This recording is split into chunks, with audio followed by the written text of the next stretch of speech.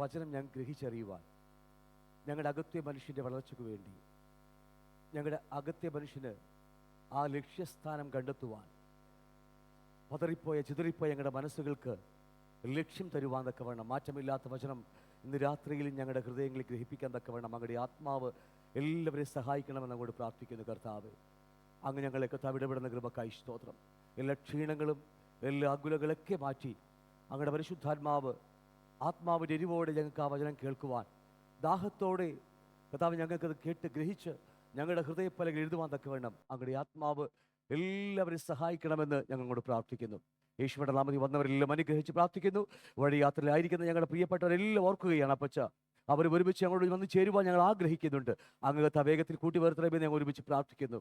കർത്താവിൻ്റെ മാറ്റമില്ലാത്ത വചനം ഞങ്ങൾ ഗ്രഹിച്ചറിയുവാൻ, ഞങ്ങളുടെ ലക്ഷ്യം കണ്ടെത്തുവാൻ, ഈ ഭൂമിയിലെ ഒരു പുസ്തകത്തിൽ നിന്നും ഒന്നിൽ നിന്നും കർത്താവെ ഞങ്ങൾ യഥാർത്ഥമായ ഞങ്ങളുടെ ലക്ഷ്യസ്ഥാനം കണ്ടെത്തുവാൻ കഴിയത്തില്ല. യഥാർത്ഥമായ മനുഷ്യനാവശ്യമായ മന്ന കർത്താവ് അവിടുത്തെ വചനത്തിൽ മാത്രമാണെന്ന് ഞങ്ങൾക്കറിയാം. അവിടുത്തെ പരിശുദ്ധാത്മാവ് ഞങ്ങളെ സഹായിക്കാതെ ഞങ്ങൾക്കത് ഗ്രഹിച്ചറിയുവാനും കഴിയില്ല എന്ന് ഞങ്ങൾ ഒരുമിച്ച് പറയുകയാണ് കർത്താവെ. അതുകൊണ്ട് വളരെ താഴ്മയോടെ ഞങ്ങൾ ഒരുമിച്ച് അങ്ങോട്ട് മുമ്പിലായിരിക്കുമ്പോൾ ഇന്ന് രാത്രി പഠിപ്പിക്കാൻ പോകുന്ന കൃപക്കായി സ്തോത്രം ചെയ്യുന്നു.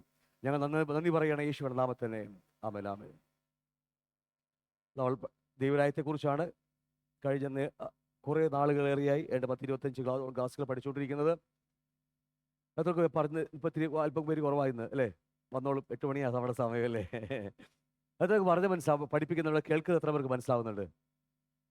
നമ്മുടെ അകത്തെ മനുഷ്യൻ എന്താ പറയുക, ഒരു ലക്ഷ്യം നമുക്ക് വരുന്നുണ്ട്. അകത്ത് വചനം കേൾക്കുമ്പോൾ വെറുതെ വന്നു പോകുകയല്ല, ഒരു ലക്ഷ്യത്തോടെ മുന്നോട്ട് പോകുക അല്ലേ? വെറുതെ ചുമ്മാ സൺഡേ വന്നു പോകുന്നവരല്ല, ഒരു ലക്ഷ്യമുണ്ട് നമുക്കിന്ന്. നമ്മുടെ ഈ ചെറിയ ജീവിതത്തിൽ ഒട്ടനവധി കാര്യങ്ങൾ നമുക്ക് ചെയ്തു തീർക്കും. ചെറിയ ആയുസ് നമുക്ക് ബാക്കിയുള്ളൂ, കർത്താവ് വരവ് പടിവാതിക്കലായിരിക്കും. അതുകൊണ്ട് ഒട്ടനവധി കാര്യങ്ങൾ നമുക്ക് ചെയ്തു തീർക്കാനുണ്ട്. ഒന്ന് അകത്തെ മനുഷ്യൻ്റെ കാര്യമുണ്ട്, അതുപോലെ തന്നെ പുറത്തെ. രണ്ടും ഒരേപോലെ പോയാൽ നമുക്ക് നിത്യതയിൽ ഒരുപാട് സമ്പാദിച്ചു വെക്കാൻ കഴിയും. കാരണം നമ്മൾ നിത്യമായി ജീവിക്കാൻ പോകുന്നത് അവിടെയാണ്. നമ്മുടെ ചെറിയ ജീവിതമേ ഉള്ളൂ മനുഷ്യന്. അത് ടെസ്റ്റിംഗ് പീരീഡ് മാത്രമാണ്, ഒരു വർക്ക്ഷോപ്പ് മാത്രമാണ്. ഒരു കുശവന്റെ മൂശയിലിട്ട് പണിയുന്ന ഒരു വർക്ക്ഷോപ്പിലിട്ട് പണിയുന്നത് പോലെയാണ് നമ്മളിട്ട് പണിതുകൊണ്ടിരിക്കുന്നത്. അത്രയേ ഉള്ളൂ ആയുസ്. പക്ഷെ ഈ ആയുസിൽ നമ്മൾ ശ്രദ്ധയോടെ ദൈവവചനം പഠിച്ചാൽ, ദൈവത്തിൻ്റെ വചനം നമ്മൾ ഗ്രഹിച്ചറിഞ്ഞാൽ, നമ്മുടെ ദേഹിക്ക് ലക്ഷ്യസ്ഥാനം കണ്ടെത്തി കഴിഞ്ഞാൽ തീർച്ചയായും നമ്മൾ നിത്യമായി ജീവിക്കാൻ പോകുന്ന സ്ഥലത്ത് നമുക്ക് എത്തിച്ചേരാൻ കഴിയും. ഹല്ലേലൂയ. എത്രയോ ദൈവകുഞ്ഞുങ്ങൾ അവർ ഓടാൻ വേണ്ടി ആരംഭിച്ചു, പക്ഷേ വഴിയാത്രയിൽ ജഡത്തിലായി പോയ ചരിത്രമൊക്കെ നമുക്ക് ഇഷ്ടം പോലെ നമുക്ക് കാണുവാനും കേൾക്കുവാനും കഴിയുന്നുണ്ട് നമുക്ക്. കാരണം സത്യവചനം നമുക്ക് ഗ്രഹിക്കാൻ കഴിയാത്തത് കൊണ്ടാണ്. ഇത് നമ്മൾ രക്ഷിക്കപ്പെട്ടത് കൊണ്ട് കാര്യമില്ല. ഇന്ന് അല്പം പഠിക്കും. നമ്മൾ വിളിക്കപ്പെട്ടത് കൊണ്ട് കാര്യമില്ല. ആ തിരഞ്ഞെടുപ്പിലേക്ക് കടന്നു വരുവാൻ നമുക്കാർക്ക് കഴിയുന്നില്ല. ദൈവം വിളിക്കപ്പെട്ടവരല്ല ഇരിക്കുന്നത്. ഈ ലോകത്തിലെ എല്ലാ സഭകളിലും ഇരിക്കുന്നത് വിളിക്കപ്പെട്ടവർ തന്നെയാണ്. പക്ഷേ ആ തിരഞ്ഞെടുപ്പിലേക്ക് നമ്മൾ കടന്നു വരുവാൻ നമ്മളെ കൊണ്ട് ആകുന്നില്ല എന്നുള്ള വാസ്തവമായ കാര്യമാണ്. അതിന് തടസ്സക്കാരൻ വേറെ ആരുമല്ല, നമ്മൾ ഓരോരുത്തരും തന്നെയാണ്. നമ്മുടെ മോഹങ്ങളും നമ്മുടെ ഇച്ഛകളൊക്കെ നമ്മെ പലപ്പോഴും മാറ്റിക്കളയുന്നത്. അതുകൊണ്ട് നമ്മൾ വളരെ ശ്രദ്ധയോടെ നമ്മുടെ അകത്തെ മനുഷ്യനെ കുറിച്ചാണ് പഠിച്ചുകൊണ്ടിരിക്കുന്നത്. ദൈവരാജ്യത്തെക്കുറിച്ച് പഠിച്ചു വരുന്നത്. അത് നമ്മൾ കഴിഞ്ഞ ദിവസങ്ങളിൽ കുറച്ച് നാളുകളായി പഠിച്ചുകൊണ്ടിരിക്കുന്ന വിഷയം ന്യൂ ബർത്ത്, പുതിയ ജനനത്തെക്കുറിച്ച് പഠിച്ചുകൊണ്ടിരിക്കുക. നമുക്ക് 2 ജനനമുള്ളത് കഴിഞ്ഞ ദിവസം പഠിച്ചു. പുറത്തുള്ള മനുഷ്യനും അകത്തെ മനുഷ്യനും തമ്മിൽ. അതുപോലെ അമ്മയുടെ ഉദരത്തിൽ ജനിക്കുന്നത് പോലെ തന്നെയാണ്, ആ 9 മാസം ഇരിക്കുന്ന പോലെ തന്നെയാണ് നമ്മളിപ്പോൾ സഭയായിരിക്കുന്ന സ്ത്രീയുടെ അകത്തും ഇരിക്കും. അല്ലേ, സഭയായിരിക്കുന്ന സ്ത്രീയുടെ അകത്ത് നമ്മളിപ്പോൾ ആയിരിക്കുക. ഗർഭപാത്രത്തിനകത്ത് നമ്മളിപ്പോൾ ആയിരിക്കുക. സ്ത്രീ പ്രസവിച്ചിട്ടില്ല, പ്രസവിക്കാൻ പോകുന്നതേ ഉള്ളൂ. മറ്റൊരു പൗലോസിന്റെ വേറൊരു ആംഗിളിൽ പറഞ്ഞാൽ നമ്മുടെ എൻഗേജ്മെന്റ് കഴിഞ്ഞിട്ടുള്ളൂ, വിവാഹം കഴിഞ്ഞിട്ടില്ല. കല്യാണം നടക്കാതിരിക്കാം നമുക്ക് വേണമെങ്കിൽ, അല്ലേ? പ്രസവിക്കാതിരിക്കാം, ചാപിള്ളയായി ജനിക്കാം. എന്താ വേണ്ടിയില്ലാരും? ഞാൻ അല്ലെ മറ്റേ സയൻസിന്റെ ഭാഷ, ഡോക്ടർമാരുടെ ഭാഷയെ പറ, ചാപിള്ളയായിട്ടും നമുക്ക് ജീവിക്കാം. ചത്തിട്ട് അകത്ത് കുഞ്ഞ് ചത്തിരുന്നിട്ട് വേണമെങ്കിൽ നമുക്ക് ജീവിക്കാം. പല ദിവസങ്ങളിൽ നമ്മൾ അതിനെക്കുറിച്ച് ആഴമായി പഠിക്കും. അപ്പോൾ ഞാൻ പറഞ്ഞത്, ഇത് ഇഷ്ടം പോലെ ആൾക്കാർ വീണ്ടും ജനിക്കപ്പെട്ടവർ, ദൈവദാസന്മാർക്ക് എനിക്കറിയാം, ചത്ത് ജീവിക്കുന്നവർ. അകത്ത് വീണ്ടും ജനിച്ചിട്ട് ചാപിള്ളയായി അകത്ത് ചത്തിരിക്കുക, ജീവന് തുടിപ്പില്ലാതെ ചത്തിട്ടും വീണ്ടും ആ ജീവനുണ്ടെന്ന് പറഞ്ഞ് ഇങ്ങനെ പോയിക്കൊണ്ടിരിക്കുന്ന ആൾക്കാരൊക്കെ ഇഷ്ടം പോലെ എനിക്കറിയാം. അപ്പോൾ അതുകൊണ്ട് വളരെ ശ്രദ്ധയോടെ പഠിക്കേണ്ട വിഷയമാണ്. അതുകൊണ്ട് നമ്മൾ അമ്മയുടെ ഗർഭപാത്രത്തിൽ ഇരിക്കുന്നത് പോലെ നാം സഭ എന്ന് പറയുന്ന സ്ത്രീയുടെ ഗർഭപാത്രത്തിനകത്ത് ഇരിക്കുകയാണ്. അവൾക്ക് നോവ് കിട്ടി പ്രസവിക്കും. എപ്പോഴാ? വെളിപ്പാട് പുസ്തകം 12-ാം അധ്യായത്തിൽ പണ്ട് പഠിച്ചിട്ടുണ്ട് നമ്മൾ. അവൾക്ക് നോവ് കിട്ടി, അവൾ പ്രസവിച്ചു. ഒരു ചെങ്കൽ കൊണ്ട് ഭരിക്കാനുള്ള ആൺകുട്ടിയെ പ്രസവിച്ചതൊക്കെ എവിടേക്കോ ക്ലാസ്സിലൊക്കെ നമ്മൾ പഠിച്ചിട്ടുണ്ട്. അതുവരെ നമ്മളിന്ന് ഗർഭപാത്രത്തിനകത്തിരിക്കുകയാണ് എന്ന കാര്യം മറന്നു പോകരുത്. നമുക്ക് ഒരുപാട് റൈറ്റ്സും ഈ പുറമേയുള്ള മനുഷ്യന് ഒരുപാട് റൈറ്റ്സും കാര്യങ്ങളൊക്കെ ഉള്ളതുപോലെ തന്നെയാണ് നമ്മുടെ ലോകത്തിലെ പാരൻസിനുള്ളത് പോലെ തന്നെയാണ് നമ്മുടെ വീണ്ടും ജനിക്കപ്പെട്ട അകത്തെ മനുഷ്യനും നമ്മുടെ സ്വർഗീയ പിതാവിൻ്റെ എല്ലാ ക്യാരക്ടറും അല്ലേ, എല്ലാ നേച്ചറും ഒക്കെ അകത്തെ മനുഷ്യനുണ്ട്. അതാണ് പുറത്തേക്ക് വരേണ്ടത് കാര്യം മറന്നു പോകരുത്. നമ്മൾ കുറേ ദിവസങ്ങൾ ആഴമായി പഠിച്ചതാണ്, ഞാൻ വിട്ടുപോകുന്നു. നിക്കോദെമോസിനോട് പറഞ്ഞതുപോലെ ദൈവരാജ്യം കാണാൻ കഴിയും. ഞാൻ വീണ്ടും വീണ്ടും ആവർത്തിക്കുന്നത്, ഇത് ഈ വാക്കകത്ത് വീണില്ലെങ്കിൽ നമുക്ക് മുന്നോട്ട് പോകാൻ കഴിയത്തില്ല. ദൈവരാജ്യം കാണുവാൻ കഴിയും, കടപ്പാൻ കഴിയും. അടുത്തത് ദൈവരാജ്യം അവകാശമാക്കാൻ, അതിനുവേണ്ടി ദൈവം നമ്മെ വിളിച്ചിരിക്കുന്നത്. അതാണ് ലേഖനങ്ങൾ മുഴുവനും പഠിപ്പിക്കുന്നത്. ബൈബിൾ ക്ലാസ്സിൽ വരുന്നത് മുഴുവനും ദൈവരാജ്യം കണ്ടാൽ പോരാ, അതിൽ കടന്നാൽ പോരാ, അത് അവകാശമാക്കി ജയിക്കുന്നവരിത് അവകാശമാക്കും. വെളിപ്പാട് 21:7 എല്ലാവരും ഒന്നുമല്ല, ഒരു ചെറിയ ശേഷിപ്പുണ്ടാകത്തുള്ളൂ. മിസ്രൈമിൽ നിന്ന് പുറപ്പെട്ടു വന്നതൊക്കെ 60-60 ലക്ഷം ജനമാ. പക്ഷേ എത്ര പേരെ കാനദേശം അവകാശമാക്കിയത്? നോഹയുടെ കാലഘട്ടത്തിൽ ശേത്ത് ജനിച്ചു. ശേത്ത് ജനിച്ചു, ഒരു ഏനോഷ് എന്ന് പറഞ്ഞ മോൻ ജനിച്ചു. ആ ഏനോഷിന്റെ കാലഘട്ടത്തിൽ യഹോവയുടെ ആരാധന ആരംഭിച്ചതാ, പെന്തക്കോസ് കോളം വന്നതാ. പക്ഷെ 7-ാം തലമുറ കഴിഞ്ഞു, നോഹ കഴിഞ്ഞു, ജലപ്രളയം വന്നപ്പോൾ ഈ എന്താ പറയുക പടുകൂറ്റം പെന്തക്കോസ് സഭകളിൽ ജനിച്ച യഹോവയെ ആരാധിച്ചൊക്കെ എവിടെ പോയി? ജലപ്രളയത്തിൽ മുങ്ങി ചത്തൊടുങ്ങിപ്പോയി. ഇതെല്ലാം വെറുതെ എഴുതി വെച്ചതല്ല, നമുക്ക് മുൻകുറിയായിട്ട് എഴുതി വെച്ചതാ. ഒന്നും മിണ്ടില്ല നിങ്ങൾ ആരും. ഹല്ലേലൂയ. അപ്പൊ അതുകൊണ്ട് വളരെ ശ്രദ്ധിക്കണം. നമ്മൾ വെറുതെ വന്നു പോയത് കൊണ്ടോ സഭയിൽ അംഗമായതുകൊണ്ടോ ഒന്നും നമുക്ക് ദൈവരാജ്യം കിട്ടത്തില്ല. ഒരുപാട് കാര്യങ്ങൾ മുന്നോട്ട് പോകാനുണ്ട്. അതുകൊണ്ട് ആ വചനം നമ്മൾ ശ്രദ്ധയോടെ മുറിച്ച് പൗലോസ് തിമോഥെയോസിന് എഴുതുമ്പോൾ നീ വചനത്തെ ഡിവൈഡ് ചെയ്ത് പഠിക്കണം. ഓരോ വള്ളിയും പുള്ളിയും നീ കുത്തി വരച്ചിട്ട് പഠിക്കണം. ഹല്ലേലൂയ. അല്ലാതെ രക്ഷയില്ല. ഈ ആയുസ് നമുക്ക് അതിനുവേണ്ടി വിളിച്ചിരിക്കുന്നത്. മുറിച്ച് വചനം പരിശോധിക്കണം. നമുക്ക് ഓരോ വാക്ക്, ഒരു ദൈവം മൗനമായിരിക്കുന്നത് പോലും അർത്ഥമുണ്ട്. ദൈവം ചില സഭയിൽ കുത്തിട്ടിട്ട് മൗനമായിരിക്കും. ആ മൗനമായിരിക്കുന്നതിന് പോലും അർത്ഥങ്ങളുണ്ട്. ഹല്ലേലൂയ. കുട്ടികളൊക്കെ ഫ്രണ്ടിൽ വന്നിരുന്നേ, എല്ലാവരും ഫ്രണ്ട് അവിടെ വന്നിരിക്കേ. അപ്പൊ അതുകൊണ്ട് ഓരോ വാക്കുകളൊക്കെ അത്രയ്ക്കും ചിന്തിക്കേണ്ട. ഓരോ വചനത്തിനോട് എന്ന് പറയുമ്പോൾ പോലും അതിനകത്ത് ദൈവത്തിന് എന്തോ നമ്മളോട് പറയാനുള്ള കാര്യം മറന്നു പോകരുത്. അതുകൊണ്ട് ദൈവരാജ്യം കാണുവാൻ കഴിയണം, ദൈവരാജ്യത്തിൽ കടപ്പാൻ കഴിയണം. ദൈവരാജ്യം അവകാശമാക്കി ഒരു തലമുറയെ, ജയാളിയെ തലമുറയിൽ നമുക്ക് കാണണം കർത്താവിൻ്റെ വരവിൽ. അതാണ് നമ്മുടെ ലക്ഷ്യം അല്ലേ. ഓക്കെ, വിട്ടുപോകുക. ഒട്ടനവധി കാര്യങ്ങൾ നമ്മളോട് ചിന്തിച്ചതാണ്, വിട്ടുപോകുക. അവസാനം നമ്മൾ വന്ന് നിന്നത് ഓക്കെ, എങ്ങനെയൊക്കെ വീണ്ടും ജനിച്ച കാര്യം നാം പഠിച്ചല്ലേ. പരിശുദ്ധാത്മാവും വചനവും തമ്മിൽ അല്ലേ അകത്ത് വന്നപ്പോഴാണ് നമ്മൾ വീണ്ടും ജനം സംഭവിച്ചത്. ഒരു അമ്മയുടെ അല്ലെ അണ്ഡവും ഒരു പുരുഷന്റെ ബീജവും തമ്മിൽ വിവാഹത്തിന് ശേഷം ഒരു സ്ത്രീയുടെ ഉദരത്തിൽ ഉരുവാകുന്നത് പോലെ തന്നെയാണ് നമ്മുടെ അകത്ത് ഒരു അല്ലെ പരിശുദ്ധാത്മാവും വചനവും തമ്മിൽ ചേരുമ്പോൾ നമ്മുടെ അകത്തൊരു വീണ്ടും ജനിക്കപ്പെടുന്നത്. ജനിച്ചാലും ജനിച്ചിട്ട് കാര്യമില്ല, ജനിച്ചത് കൊണ്ടും കാര്യമില്ല, നല്ല കാര്യമുണ്ട്. ജനിച്ചാലും 9 മാസം കഴിഞ്ഞാലേ അത് വെളിയിൽ വന്നാലേ ഗുണമുള്ളൂ. നമുക്ക് അകത്ത് കുഞ്ഞ് ജനിച്ചത് കൊണ്ടൊന്നും നല്ല കാര്യമാ, പക്ഷെ ആ കുഞ്ഞ് ജനിച്ചാലും 9 മാസം കഴിയുമ്പോൾ പുറത്തു വന്നില്ലെങ്കിൽ പോയില്ലേ. എൻഗേജ്മെന്റ് കഴിഞ്ഞാലും വിവാഹത്തിന് അന്ന് പെണ്ണ് സ്റ്റേജ് വന്നില്ലെങ്കിൽ മണിയറേ അല്ലേ, മണിയറന്നല്ലേ പറഞ്ഞ കലവറയല്ലേ, മണമണ്ഡപം അല്ലേ, കല്യാണ മണ്ഡപം, മണിമണ്ഡപം. ആ കല്യാണ മണ്ഡപത്തിൽ ആ പെണ്ണ് വരുന്നത് വരെയാണ് അതിൻ്റെ, അങ്ങനെയല്ലേ. ഇന്ന് എൻഗേജ്മെന്റ് കഴിയണ്ട, ചെക്കനും പെണ്ണു കണ്ടാൽ തന്നെ പിന്നെ ഒരുമിച്ച് പോവുകയാണ് അല്ലേ. ആ ലോകമല്ല ബൈബിൾ നമ്മെ പഠിപ്പിക്കുന്നത്, വിശുദ്ധമായ ജീവിതത്തെക്കുറിച്ച് അല്ലേ. അപ്പൊ അതുകൊണ്ട് നമ്മളിത് നമ്മൾ വീണ്ടും ജനം വളരെ ഇമ്പോർട്ടൻ്റ് ആയ വിഷയമാണ് നമ്മുടെ. അതുകൊണ്ട് ഈ വീണ്ടും ജനിച്ചവന് എന്നും വചനത്തോട് ഭയങ്കര ദാഹമായിരിക്കും അല്ലേ. അങ്ങനെ ഉണ്ടോ നിങ്ങൾക്ക്? ദൈവവചനത്തോട് ഭയങ്കര ആർത്തി, എവിടെ പോയി കേട്ടാലും സത്യമായ സൂക്ഷിച്ചിട്ടുണ്ടല്ലേ, ഞാൻ എല്ലാം പറയത്തില്ല. വചനത്തിന് വേണ്ടി ദാഹമായിരിക്കും, കർത്താവിന് വേണ്ടി നിൽക്കുവാൻ, ഓടുവാൻ, എല്ലാം വല്ലാത്തൊരു ആർത്തി വീണ്ടും ജനിക്കപ്പെട്ടവരുണ്ട്. കാരണം അവൻ്റെ അപ്പൻ്റെ സ്വരം കേട്ടാൽ അല്ലേ. നമുക്ക് റോട്ടിൽ കൂടി പോകുമ്പോൾ ഒരു പെന്തക്കോസ്ത് നമ്മുടെ ഒരു യേശുവിനെ കുറിച്ചൊരു പാട്ട് കേട്ടാൽ നമ്മൾ അകത്തൊരു തുടിപ്പ് കാണാൻ പറ്റും. നമുക്ക് നിങ്ങൾ ഉണ്ടായി അല്ലേ.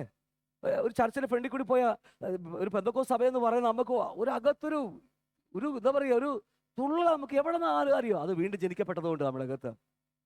ഒരു വചനം, ഒരു പാട്ട് കേൾക്കുമ്പോഴൊക്കെ അത് വീണ്ടും ജനിച്ച ലക്ഷണമാണ്. ജീവന്റെ തുടിപ്പകത്തുണ്ട്.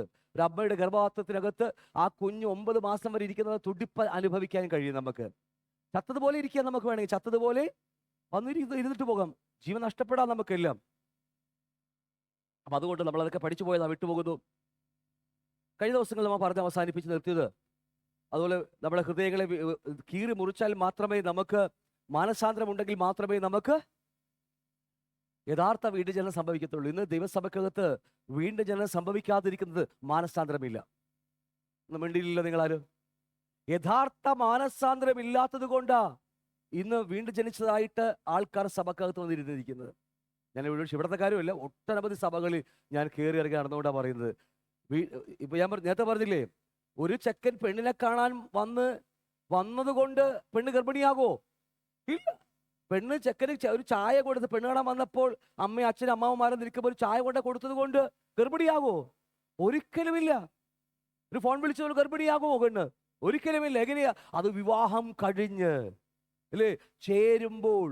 അതുപോലെ തന്നെയാ പെന്തക്കോസ്ത് ചർച്ചിൽ വന്ന് കണ്ടത് കൊണ്ടോ, ഒരു ആരാധന കൂടിയത് കൊണ്ടോ അല്ലേ, ഒരു അത്ഭുതം കണ്ടതുകൊണ്ടൊന്നും വീണ്ടും ജനിക്കപ്പെടത്തില്ല. ഗ്രഹിച്ചോ ഞാൻ പറഞ്ഞതിനർത്ഥം? വീണ്ടും അതുകൊണ്ടാണ് നമ്മൾ കഴിഞ്ഞ ദിവസങ്ങളെ പഠിച്ചത്, ഹൃദയത്തെ ഉഴുതു മറിച്ചെടുത്ത് മാനസാന്തരമുണ്ട പാവബോധമുണ്ടാകണം. ഞാൻ പാപിയാണെന്ന് ഏറ്റു പറയുമ്പോഴാണ്, എൻ്റെ പാപത്തിന് വേണ്ടി കർത്താവ് ക്രൂശിൽ മരിച്ചതാണെന്ന് വെളിപ്പാട് വരുമ്പോഴാണ് എൻ്റെ അകത്ത് വീണ്ടും ജനം സംഭവിക്കുന്നത്. അതുകൊണ്ട് ഇനി സുവിശേഷം പറയുമ്പോൾ പ്രത്യേകിച്ച് നമ്മൾ ഒരു പാവബോധം കൊടുക്കുവാൻ നമ്മൾ ഉണ്ടാകണം. നമ്മൾ പറയും കർത്താവ് കൊടുത്തോളം എന്നൊക്കെ അതൊക്കെ നല്ല കാര്യമാണ്. പക്ഷേ പാവബോധത്തെ കുറിച്ച് നമുക്ക് പറയേണ്ട ഉത്തരവാദിത്വമുണ്ട് അല്ലേ?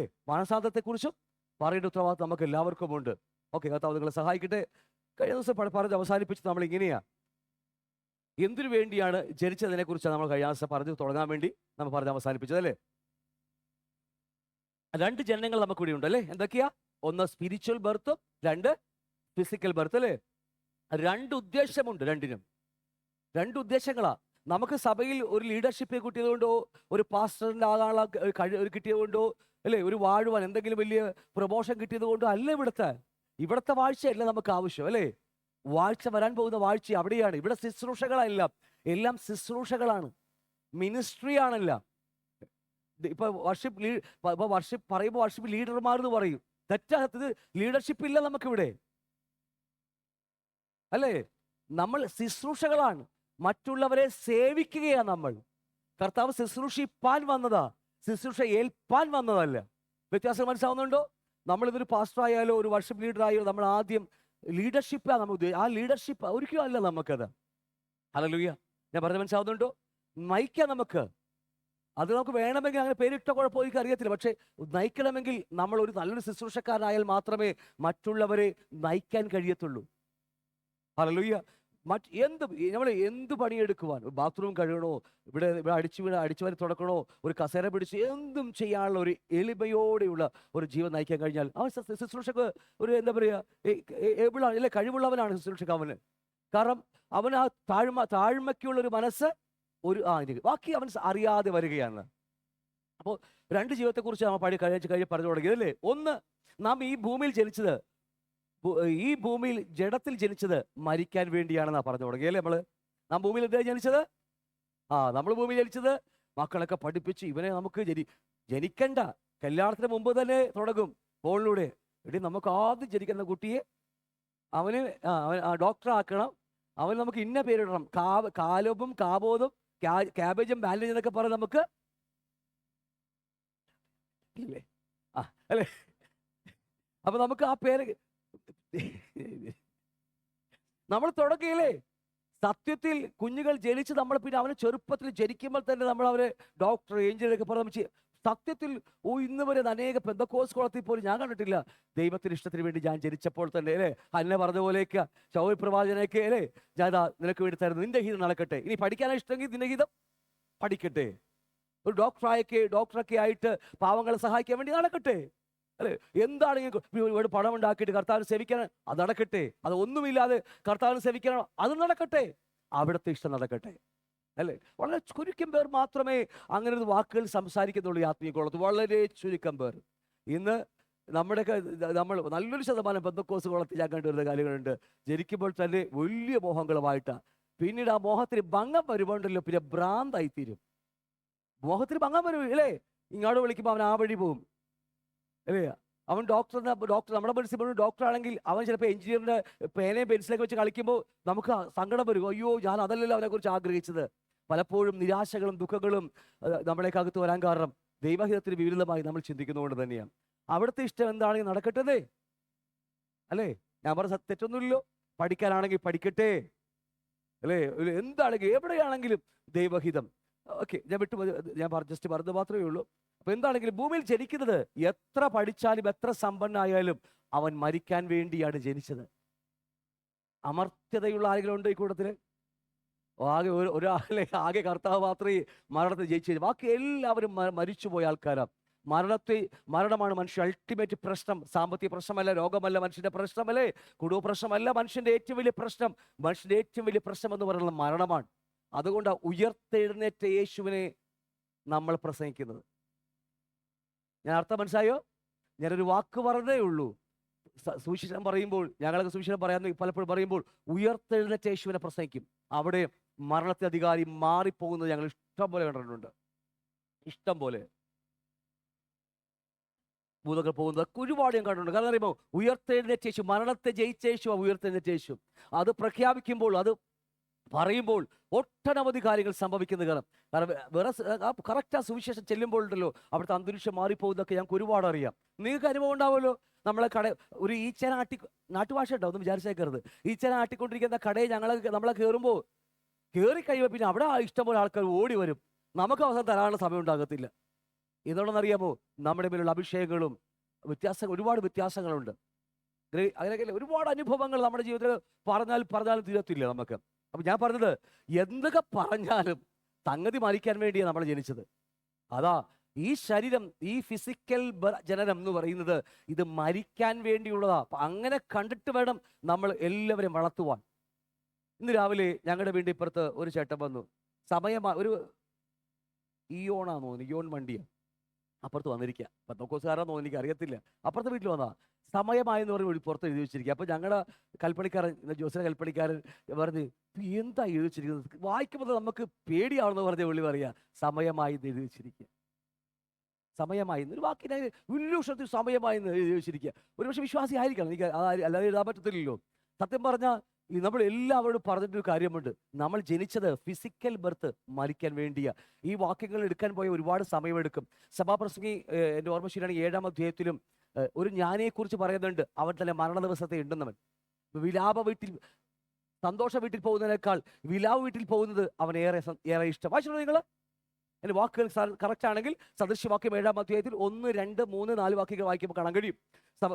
സങ്കീർത്തനം 90 സങ്കീർത്തനത്തിൽ 15, 16, 17 താഴേക്ക് പഠിക്കുമ്പോൾ അവിടെ കാണാൻ കഴിയുന്നുണ്ട് ഞാൻ എൻ്റെ മരണ ദിവസത്തെ എഴുതുന്നവനെ കുറിച്ചിട്ട്. അപ്പൊ യഥാർത്ഥമായി ഒരു മനുഷ്യൻ ഭൂമിയിലെ ഫിസിക്കൽ ബർത്തിനെ കുറിച്ച് ഞാൻ പറയുന്നത്. ഫിസിക്കൽ ബർത്ത് അതെടുക്കാൻ പോയാൽ നമ്മുടെ ക്ലാസ്സുകൾ ഒരുപാട് മാറിപ്പോയി. ഇപ്പൊ തന്നെ 25 ക്ലാസ് ആയിട്ട് തുടങ്ങിയിട്ടില്ല നമ്മൾ. അപ്പൊ ഞാൻ പറഞ്ഞത്, ഒരു ജ്ഞാനി എന്ന് പറയുന്നത് നമ്മൾ വിചാരിക്കും പഠിപ്പുള്ളവന ജ്ഞാനി. അല്ല. എൻ്റെ ആയുസ് ഇനി ബാക്കി എത്രയുണ്ടെന്ന് അവൻ കണക്കൂട്ടും അല്ലേ? എൻ്റെ വല്യപ്പച്ചൻ 80-ാമത്തെ വയസ്സിൽ മരിച്ചു. എൻ്റെ അച്ഛൻ മരിച്ചിട്ടില്ല, നമ്മൾ പറഞ്ഞ അദ്ദേഹം 75 വയസ്സിൽ മരിച്ചു. അപ്പൊ എൻ്റെ മിക്കവാറും 70 ഞാൻ മിക്കവാറും ഡിം ആവും. ചുമ്മാ പറഞ്ഞ പേടിക്കാൻ വേണ്ടി പറഞ്ഞതല്ല കേട്ടോ. അവൻ കണക്കൂട്ടും. എനിക്കിപ്പോൾ 40 വയസ്സായി, ഇനി 35 വർഷമുണ്ട്, എത്ര ദിവസം കൊണ്ട് നമുക്ക് കണക്കൂട്ടും. എനിക്കറിയാൻ പാടില്ല, കണക്കൂട്ടി പറഞ്ഞാൽ മതി നിങ്ങൾ അല്ലേ? അവൻ ഓരോ മണിക്കൂർ കണക്കൂട്ടും. എന്നിട്ട് പറയും, അയ്യോ ഇത്രയേ ഉള്ളൂ. അവൻ എത്രയും വേഗം സ്വർഗത്തിലേക്ക് സമ്പാദിക്കാൻ വേണ്ടി ഇവിടെ കടന്നു നെട്ടോട്ടം ഓടുകയാണ്. അവന് റെസ്റ്റ് എടുക്കാൻ സമയമില്ല. വീട്ടിൽ പോയി കാത്തിരിക്കുവാനും വൈകിട്ട് ചായ കുടിച്ച് വീട്ടിൽ ടി വി കണ്ടിരിക്കാൻ അവന് നേരമില്ലെന്നേ. അവന് കിട്ടുന്ന സമയങ്ങൾ അവൻ കറക്റ്റായിട്ട് നോക്കിയിട്ട്. അതുകൊണ്ട് ഒരു ജ്ഞാനി സഭാപ്രസംഗില്ല എടുത്തിട്ടെങ്കിൽ വായിച്ചോ, എടുത്തിട്ട് വായിച്ചു. സഭാപ്രസംഗി 7-ന്റെ 2-3 വാക്യങ്ങളാണ്.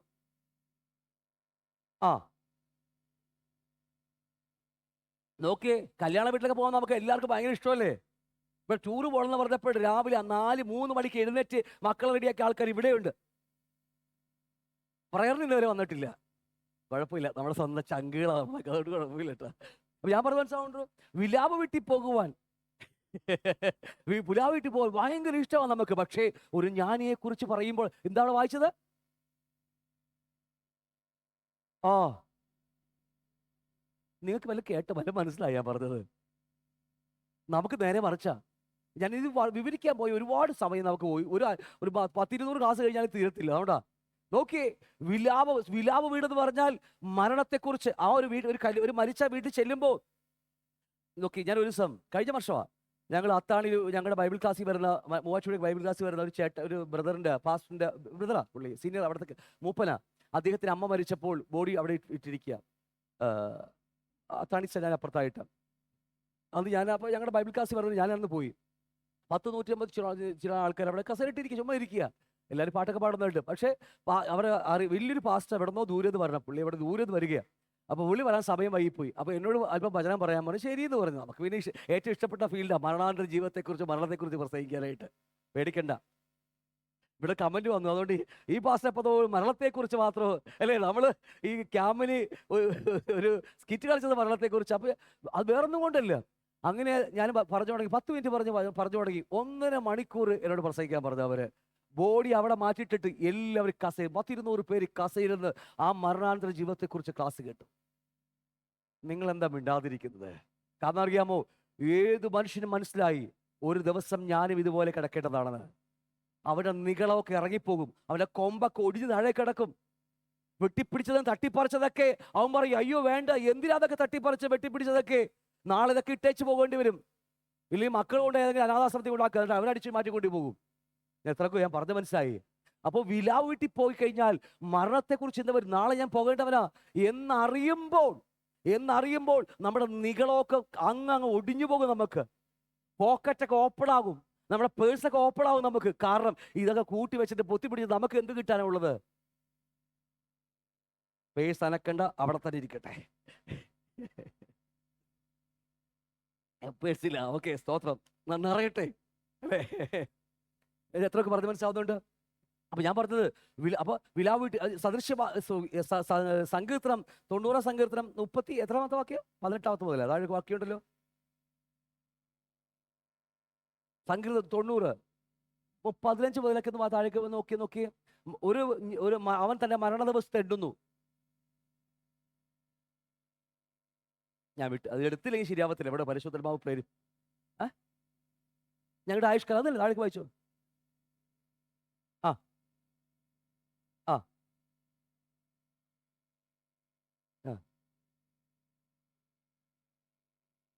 അത് ഞങ്ങൾ പറന്നു പോവുകയും ചെയ്യുന്നു.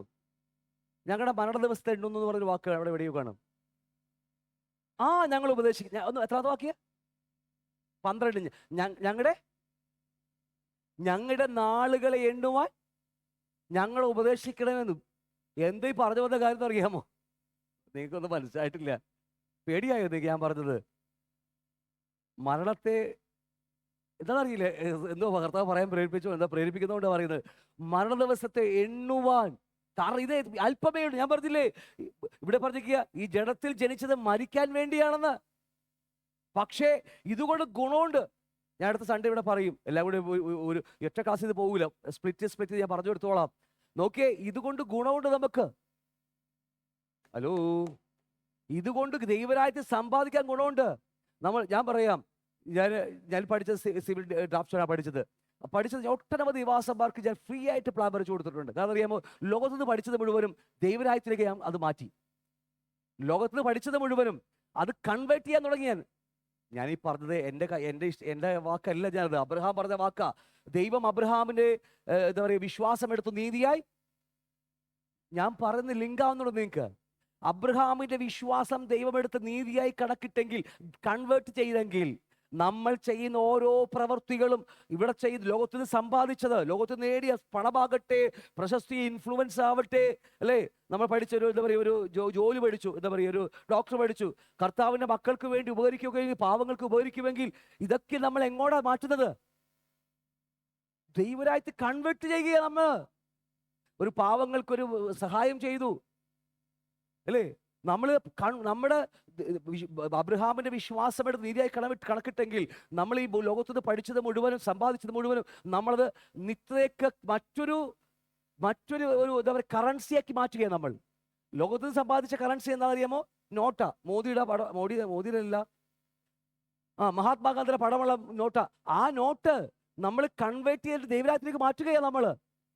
അത്ര ഗ്രഹിച്ചു നമ്മളൊക്കെ ചെയ്തുകൊണ്ടിരിക്കുന്ന ആൾക്കാരാ. നമ്മളെ കൊണ്ട് ചെയ്യാവുന്ന മുഴുവനും കർത്താവിൻ്റെ രാജ്യത്തിന് വേണ്ടി നമ്മൾ അത് കറൻസി മാറ്റി, അല്ലേ, രൂപ മാറ്റി വേറൊരു കറൻസിയാക്കി നമ്മൾ മാറ്റുകയോ സൽപ്രവൃത്തികളിലൂടെ.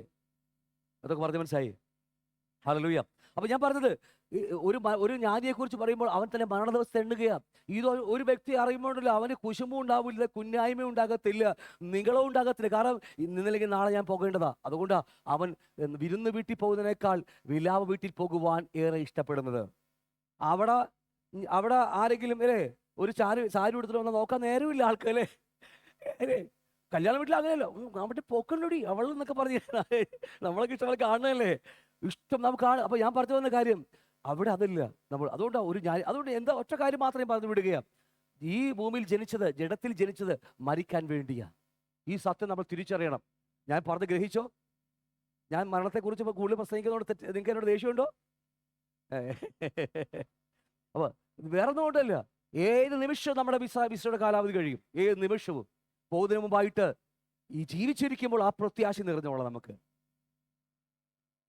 അല്ലേ? ഒരല്പമുള്ളൂ. ഇന്നൊരു ദിവസം എൻ്റെ ആയുസുള്ളെന്ന് പറഞ്ഞാൽ നമ്മൾ എന്തോരം കാലം ചെയ്യും. ഇന്ന് എൻ്റെ ആയുസ് തീരും, ഇന്ന് എൻ്റെ കർത്താവ് ഇന്നൊരു ദിവസം നീ തന്നിട്ടുള്ളൂ.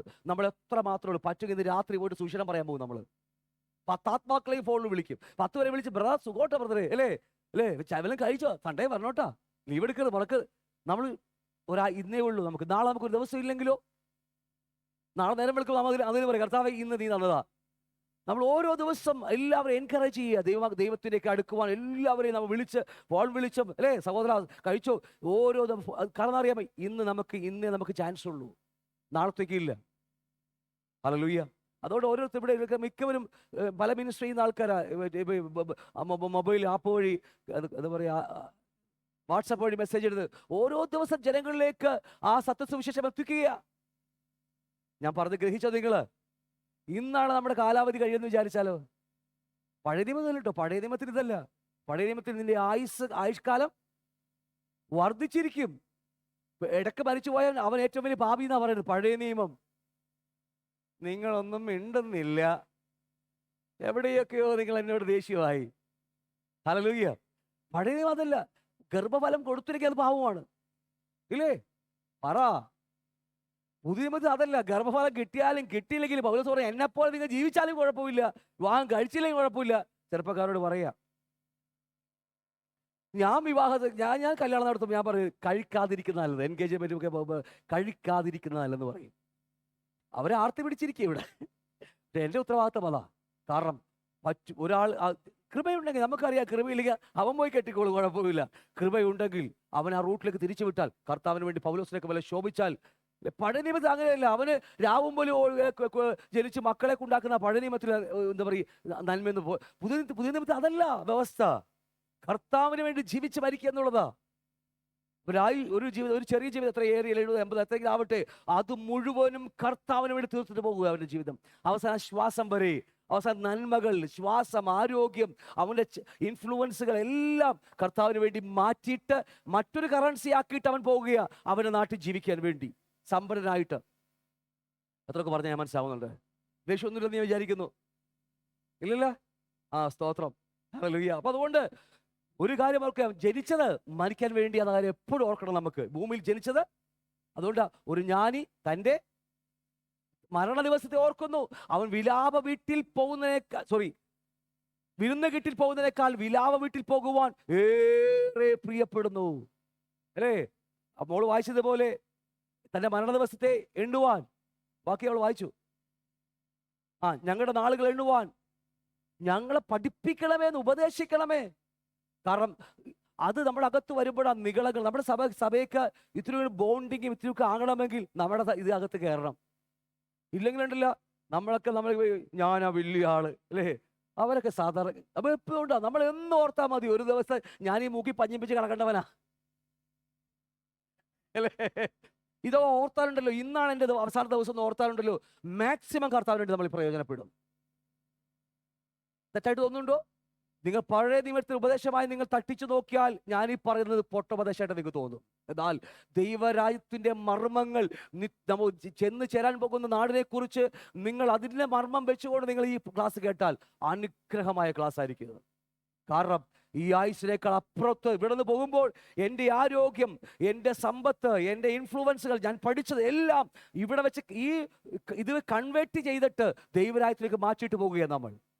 സൽപ്രവർത്തികൾ നിങ്ങൾ എനിക്ക് വാങ്ങി തന്നതൊക്കെ, അല്ലേ, നീ വിധവമാരെ സന്ദർശിച്ചത്, പാവങ്ങളെ സഹായിച്ചതൊക്കെ എനിക്ക് നൽകിയതുപോലെയാ. എല്ലാം നമുക്ക് സ്വർഗത്തിലേക്ക് സംബന്ധം. ഈ പറഞ്ഞ വാക്കുകൾ നിങ്ങൾ ഒരു ദിവസം അവിടെ ചെല്ലുമ്പോൾ നിങ്ങൾക്ക് അത് ഞാൻ പറഞ്ഞത് മനസ്സിലാകും, അല്ലേ?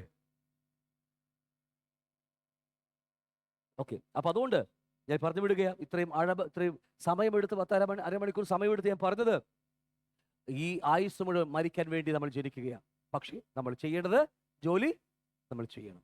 നമ്മൾ ചെയ്യേണ്ട ഉത്തരവാദിത്തങ്ങൾ നമുക്ക് ഒരുപാടുണ്ട്. കർത്താവ് നമ്മൾ ഉപയോഗിച്ചോളും, അത് വേറെ കാര്യം.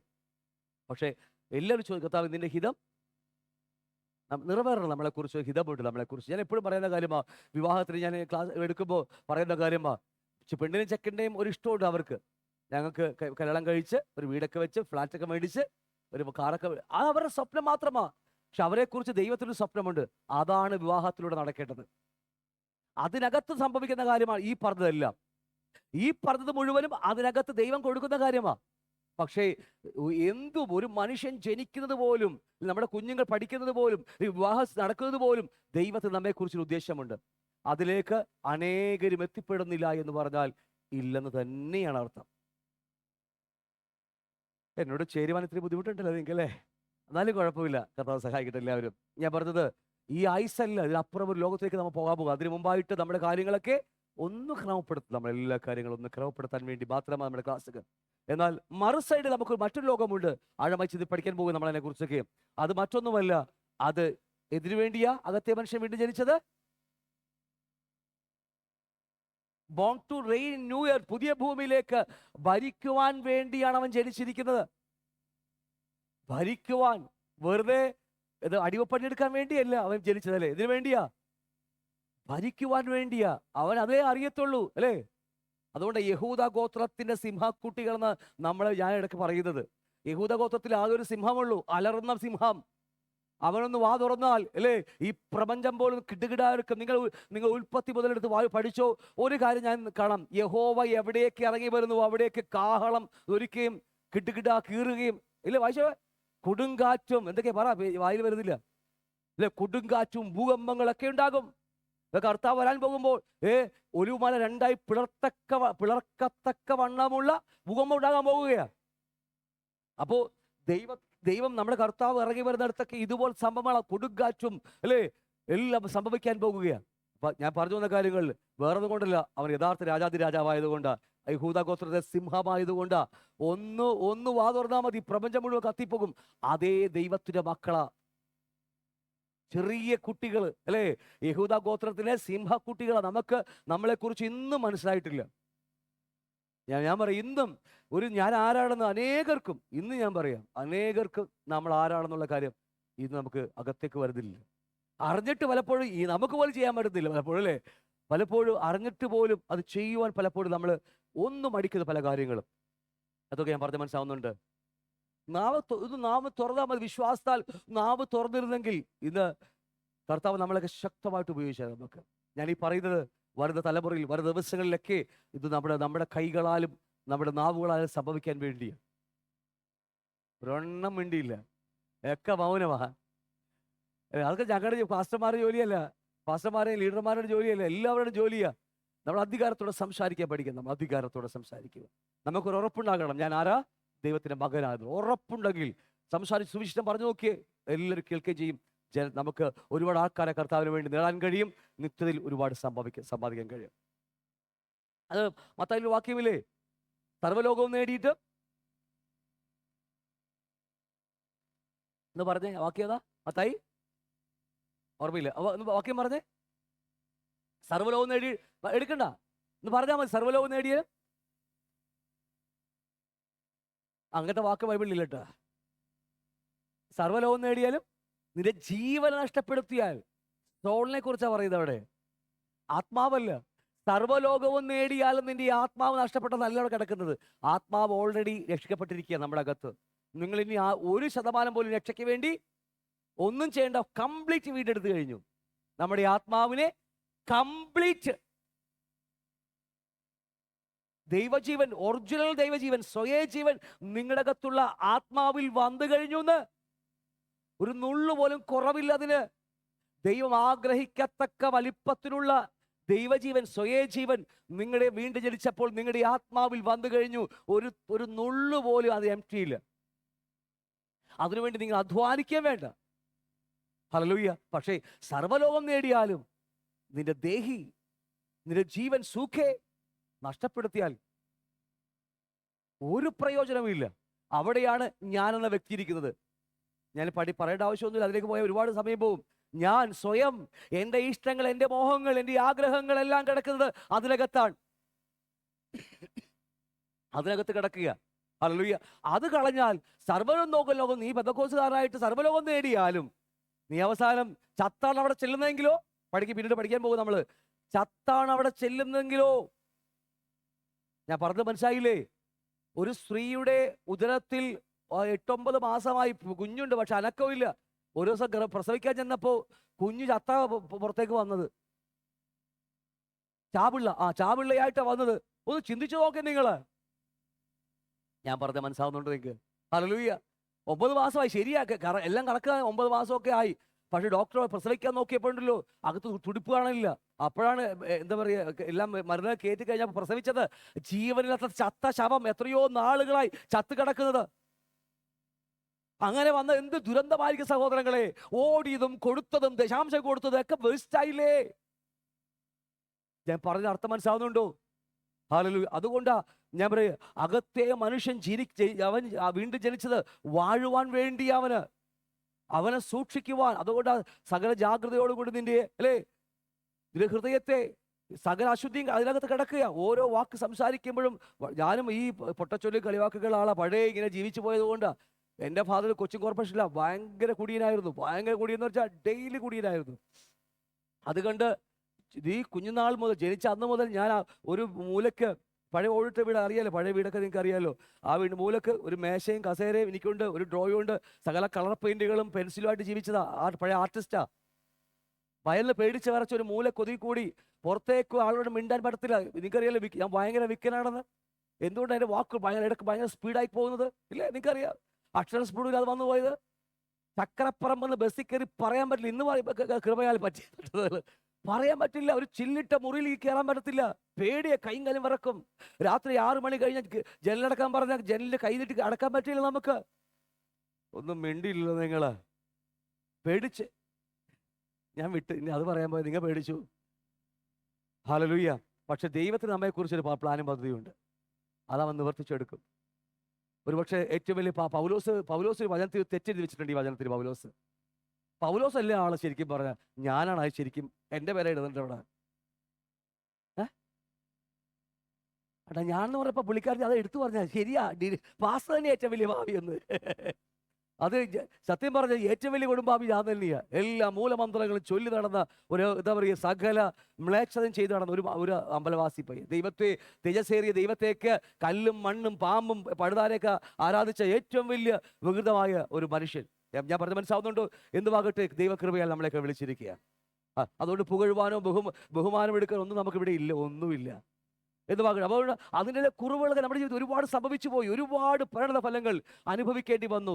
സംസാരിക്കാൻ കഴിയില്ല, വിക്കല്, വിറയല്, പേടി, പലപ്പോഴും പല മേഖലയിൽ ഇന്നും നമുക്കറിയാം പിടിച്ചു പുറകോട്ട് വലിക്കുന്നത്. എന്നാലും കൃപയാൽ എഴുന്നേറ്റ് പോകുകയാണ് നമ്മൾ. ഹല്ലേലൂയ. അല്ലാതെ ഇന്ന് എനിക്കറിയാം എൻ്റെ അത്ര ഒന്നും അതിൻ്റെ അടുക്കൽ പോലും നിങ്ങളൊക്കെ നല്ല കുടുംബത്തിൽ നല്ല അപ്പനും നമുക്ക് ജനിച്ച ആൾക്കാരെ ഇവിടെ ഇരിക്കുന്ന മുഴുവനും നല്ല അപ്പനും നമുക്ക് ജനിച്ച, പക്ഷെ എന്നെ പോലെ ആരും ഉണ്ടാകത്തില്ല ഇവിടെ. ഹല്ലേലൂയ.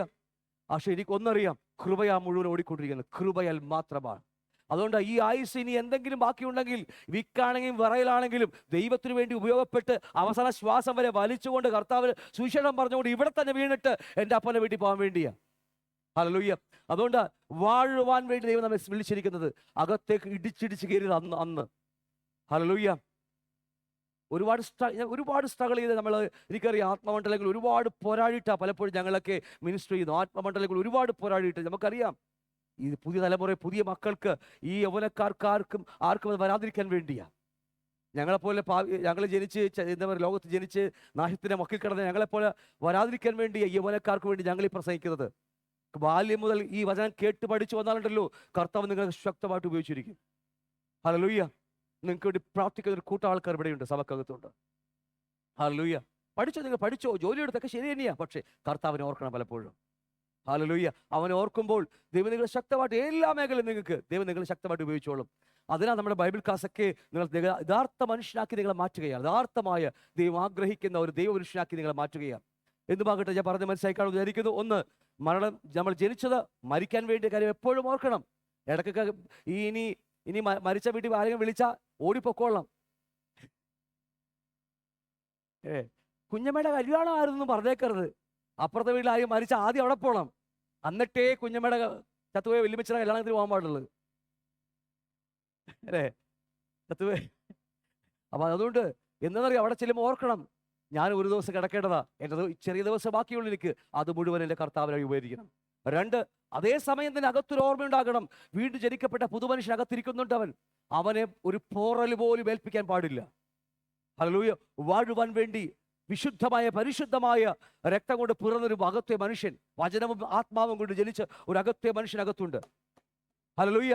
ഒരു പോറൽ കൊണ്ട് പോലും ഏൽപ്പിക്കാതിരിപ്പാൻ നമ്മുടെ ചിന്തകളെ, നമ്മുടെ പ്രവൃത്തികളെ പാവമയമുണ്ടെങ്കിൽ കർത്താവെ ക്ഷമിക്കണമേ, എൻ്റെ അകത്തെ മനുഷ്യനെ ഒരു പോറൽ കൊണ്ട് പോലും ഏൽപ്പിക്കാൻ നീ എന്നെ ഇടയാക്കരുതേ എന്ന് നിലവിളിച്ചോളാം ദൈവസന്നിധിയിൽ ദിവസവും. അകത്ത് മുഴുവനും കളങ്കം കിടക്കുക, പഴയ മനുഷ്യന്റെ ഹൃദയത്തിനകത്ത്. ഞാൻ പറഞ്ഞ മനസ്സിലാവുന്നുണ്ടോ? പഴയ മനുഷ്യന്റെ സോള് മുഴുവനും കളങ്കം കിടക്കുകയാ, പഴയ പാമ്പിന്റെ വിഷം മുഴുവൻ കിടക്കുകയാ. അതാണ് നമ്മുടെ ഡെലിവറൻസ് ക്ലാസ്സിൽ നമ്മൾ ചെയ്തുകൊണ്ടിരിക്കുന്നത്. നമ്മൾ അത് ക്ലാസ്സിലേക്ക് വരുന്നേ ഉള്ളൂ നമ്മൾ. അതുകൊണ്ട് രാവിലെ തോറും ദിവസം കർത്താവേ, ഇന്ന് എൻ്റെ വീണ്ടും ജനിക്കപ്പെട്ട അകത്തെ മനുഷ്യന് പോറൽ പോലും ഏൽപ്പിക്കാതെ, കാരണം സോളിൽ വരുന്ന ഏത് പാപവും നമ്മുടെ ആത്മാവിനെ ബാധിക്കും. അല്ലേ? തമാശ, ഒത്തിരി ആഴത്തിലേക്ക് പോകേണ്ട ക്ലാസ്സാ. നമ്മൾ ദേഹിയിൽ ചെയ്യുന്ന, ഹൃദയത്തിൽ പാവം വരുമ്പോൾ, അല്ലേ, ചെയ്ത പ്രവൃത്തികളൊക്കെ പാവമയമാകുമ്പോൾ അത് മുഴുവൻ നമ്മുടെ ദേഹിയിലാണ് സംഭവിക്കുന്നതെങ്കിൽ പോലും അത് നമ്മുടെ ആത്മാവിനെ ബാധിക്കാനിടയുണ്ട്. വളരെ ഇമ്പോർട്ടൻ്റ് വിഷയമാണ്. അതാ പതിയെ പതിയെ പതിയെ പതിയെ അകത്തെ ജീവൻ വെച്ചതൊക്കെ മരിച്ചു പോകുന്നത്. അതുകൊണ്ട് വളരെ ശ്രദ്ധിച്ചു വേണം നമ്മുടെ ക്രിസ്ത്യ ജീവൻ മുന്നോട്ട് കടന്നു പോകും. അതുകൊണ്ട് ദിവസം രാവിലെ തോറും എഴുന്നേറ്റിട്ട് കർത്താവേ, കുറവുള്ളവനാ, എന്നെ നീ നടത്തണമേ. നമ്മൾ വരും ദിവസങ്ങളിൽ അടുത്ത ക്ലാസ്സിൽ വരുമ്പോൾ ഒത്തിരിയും കൂടി ആഴമായിട്ട് ഒരു ക്ലാസ് അല്പമായിട്ട് എടുക്കും. 10-30 മണിക്കൂർ വരുന്ന ക്ലാസ്സാ, അല്ലെങ്കിൽ എന്താ പറയുക, ഡെയിലി ബ്രെഡ് അല്ലെങ്കിൽ ഡെയിലി മന്ന എന്നൊക്കെ പറയുന്ന ക്ലാസ് ഒത്തിരി ആഴമായി എടുക്കേണ്ട വിഷയമുണ്ട്. ഞാൻ വിട്ട കേസാണ്, അത് വിട്ടതാ. പക്ഷേ അകത്ത് ആത്മാവ് പ്രേരിപ്പിക്കുന്നു വീണ്ടും വീണ്ടും എടുക്കണമെന്ന്. അടുത്ത സെക്ഷനിലേക്ക് വരുമ്പോൾ നമ്മൾ എടുക്കും അതിനെക്കുറിച്ച്. ഓക്കെ, വിട്ടുപോകുന്നു. നമ്മൾ അതിലേക്കായി വരാൻ പോകുന്നത്. നമുക്ക് ബോൺ അഗൈൻ പീപ്പിളിന്, അല്ലെങ്കിൽ വീണ്ടും ജനിക്കപ്പെട്ട ഒരു മനുഷ്യന് 2 തരം ഫുഡ് ആവശ്യമാണ്. മനസ്സിലായോ? നമുക്ക് എല്ലാവർക്കും എന്തൊക്കെ വേണം? അതുകൊണ്ട് കല്യാണത്തിന് 3 കോഴ്സൊക്കെ നമ്മൾ വെക്കാറുണ്ട്. അതല്ലേ, കപ്പയും മീനും ആദ്യം. അതാണോ? ഉറങ്ങാതിരിക്കാൻ വേണ്ടി പറഞ്ഞ കേട്ടോ, വേറെ വിചാരിച്ചേക്കുന്നത്. രണ്ട് രീതി ഭക്ഷണം നമുക്ക് ഡെയിലി ആവശ്യമാണ്. ഡെയിലി, ഞാൻ പിന്നെ ആഴമായിലേക്ക് വരും. നമ്മൾ 2 ഭക്ഷണ ക്രമീകരണം നമുക്കുണ്ട്. കാരണം 2 വ്യത്യസ്തമായ വ്യക്തികളാണ് നമ്മളല്ലേ. ഇന്നർമാനും ഔട്ടർമാൻ. ഒന്ന് ഭൂമിയിൽ ജനിച്ച ഔട്ടർമാൻ, 2 ദൈവരാത്രിയിൽ ജനിച്ച അകത്തെ മനുഷ്യനും. 2 വ്യക്തികളാ, 2 വ്യക്തിത്വങ്ങളാ. നമ്മുടെ ഇരിപ്പ് കാണുമ്പോൾ ഒരാളുടെ ഇരിപ്പാ, പക്ഷേ അകത്തൊരുത്തനുണ്ട്. വചനം കേൾക്കുമ്പോൾ തുടിക്കുന്നുണ്ടോ? അകത്തൊരു സാധനങ്ങൾ തള്ളുന്നുണ്ടോ? അല്ലേ? ഞാൻ എപ്പോഴും പറയുക, ഒരു വിവാഹത്തിന് ശേഷം ഒരു ഒരു അമ്മയുടെ അകത്ത്, സ്ത്രീയുടെ അകത്ത് കുഞ്ഞ് ജനിച്ച് കഴിയുമ്പോൾ ഇടയ്ക്ക് 5-6 മാസം കഴിയുമ്പോൾ പെണ്ണ് കുളിയെ കഴിഞ്ഞ് നോക്കിയപ്പോൾ കൊച്ചിനെന്താ ചവിട്ടുന്നില്ല, ഒരു ഒച്ചാനൊക്കൊന്നുമില്ല, അല്ലേ? അപ്പൊ അച്ചായ കാറും പിടിച്ച് ഓടിവാ, തൊണ്ടയിനകത്ത് കൊണ്ടാ, അച്ചായ കാറും പിടിച്ച് ഓടിവാ എന്നൊക്കെ പറയാം. അച്ചായം കാറും പിടിച്ച് ഓടും, കാരണം അറിയാം കൊച്ചിന് അനക്കവും ഇല്ല.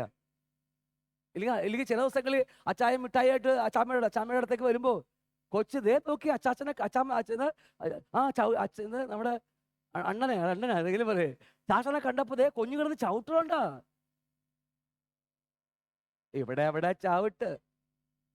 ഇവിടെ നമ്മൾ ചവിട്ടിയാലേ വരുത്തോളേ ഇല്ല. അത് രണ്ട് എനിക്ക് ഇഷ്ടംപോലെ ആൾക്കാരെയൊക്കെ ഒരു 5-6 നല്ല സ്നേഹമുള്ള കുടുംബം കേട്ടോ, അല്ലേ? അച്ഛൻ പണിക്ക് പോയി, പുള്ളിക്കാരത്തി വീട്ടിലേക്ക് ഇരിക്കുമ്പോൾ അല്ലേ, വൈകിട്ട് മിഠായിയൊക്കെ മേടിച്ച് എന്തെങ്കിലുമൊക്കെ മേടിച്ച്, അല്ലെ ഗർഭിണിയല്ലേ, എന്തെങ്കിലും മസാല ദോശ കേട്ട് വരുമ്പോൾ കാണുമ്പോൾ നീ നോക്കി അച്ഛനെ കാണുമ്പോൾ ഒച്ച കേട്ടപ്പോൾ തന്നെ, ബൈക്കിന് സ്വരം കേട്ടപ്പോൾ തന്നെ കൊച്ചി തുള്ളാൻ തുടങ്ങിയെന്ന്. വചനം കേൾക്കുമ്പോൾ തുള്ളിക്കോളം അകത്ത്. അതാ ഈ പറഞ്ഞു വന്നത്, ഞാൻ അത്രേ ഉള്ളൂ, അല്ല വേറൊന്നും പറയാൻ വേണ്ടിയല്ല. വചനം കേൾക്കുമ്പോൾ അപ്പന്റെ സ്വരം കേൾക്ക്. ഇത് നിങ്ങൾ കേൾക്കുന്ന എൻ്റെ ഈ ഭംഗിയില്ലാത്ത ഒരു ഒരു ഒരു പ്രാസവും ഇല്ലാത്ത സ്വരമാണ്, എനിക്കറിയാം.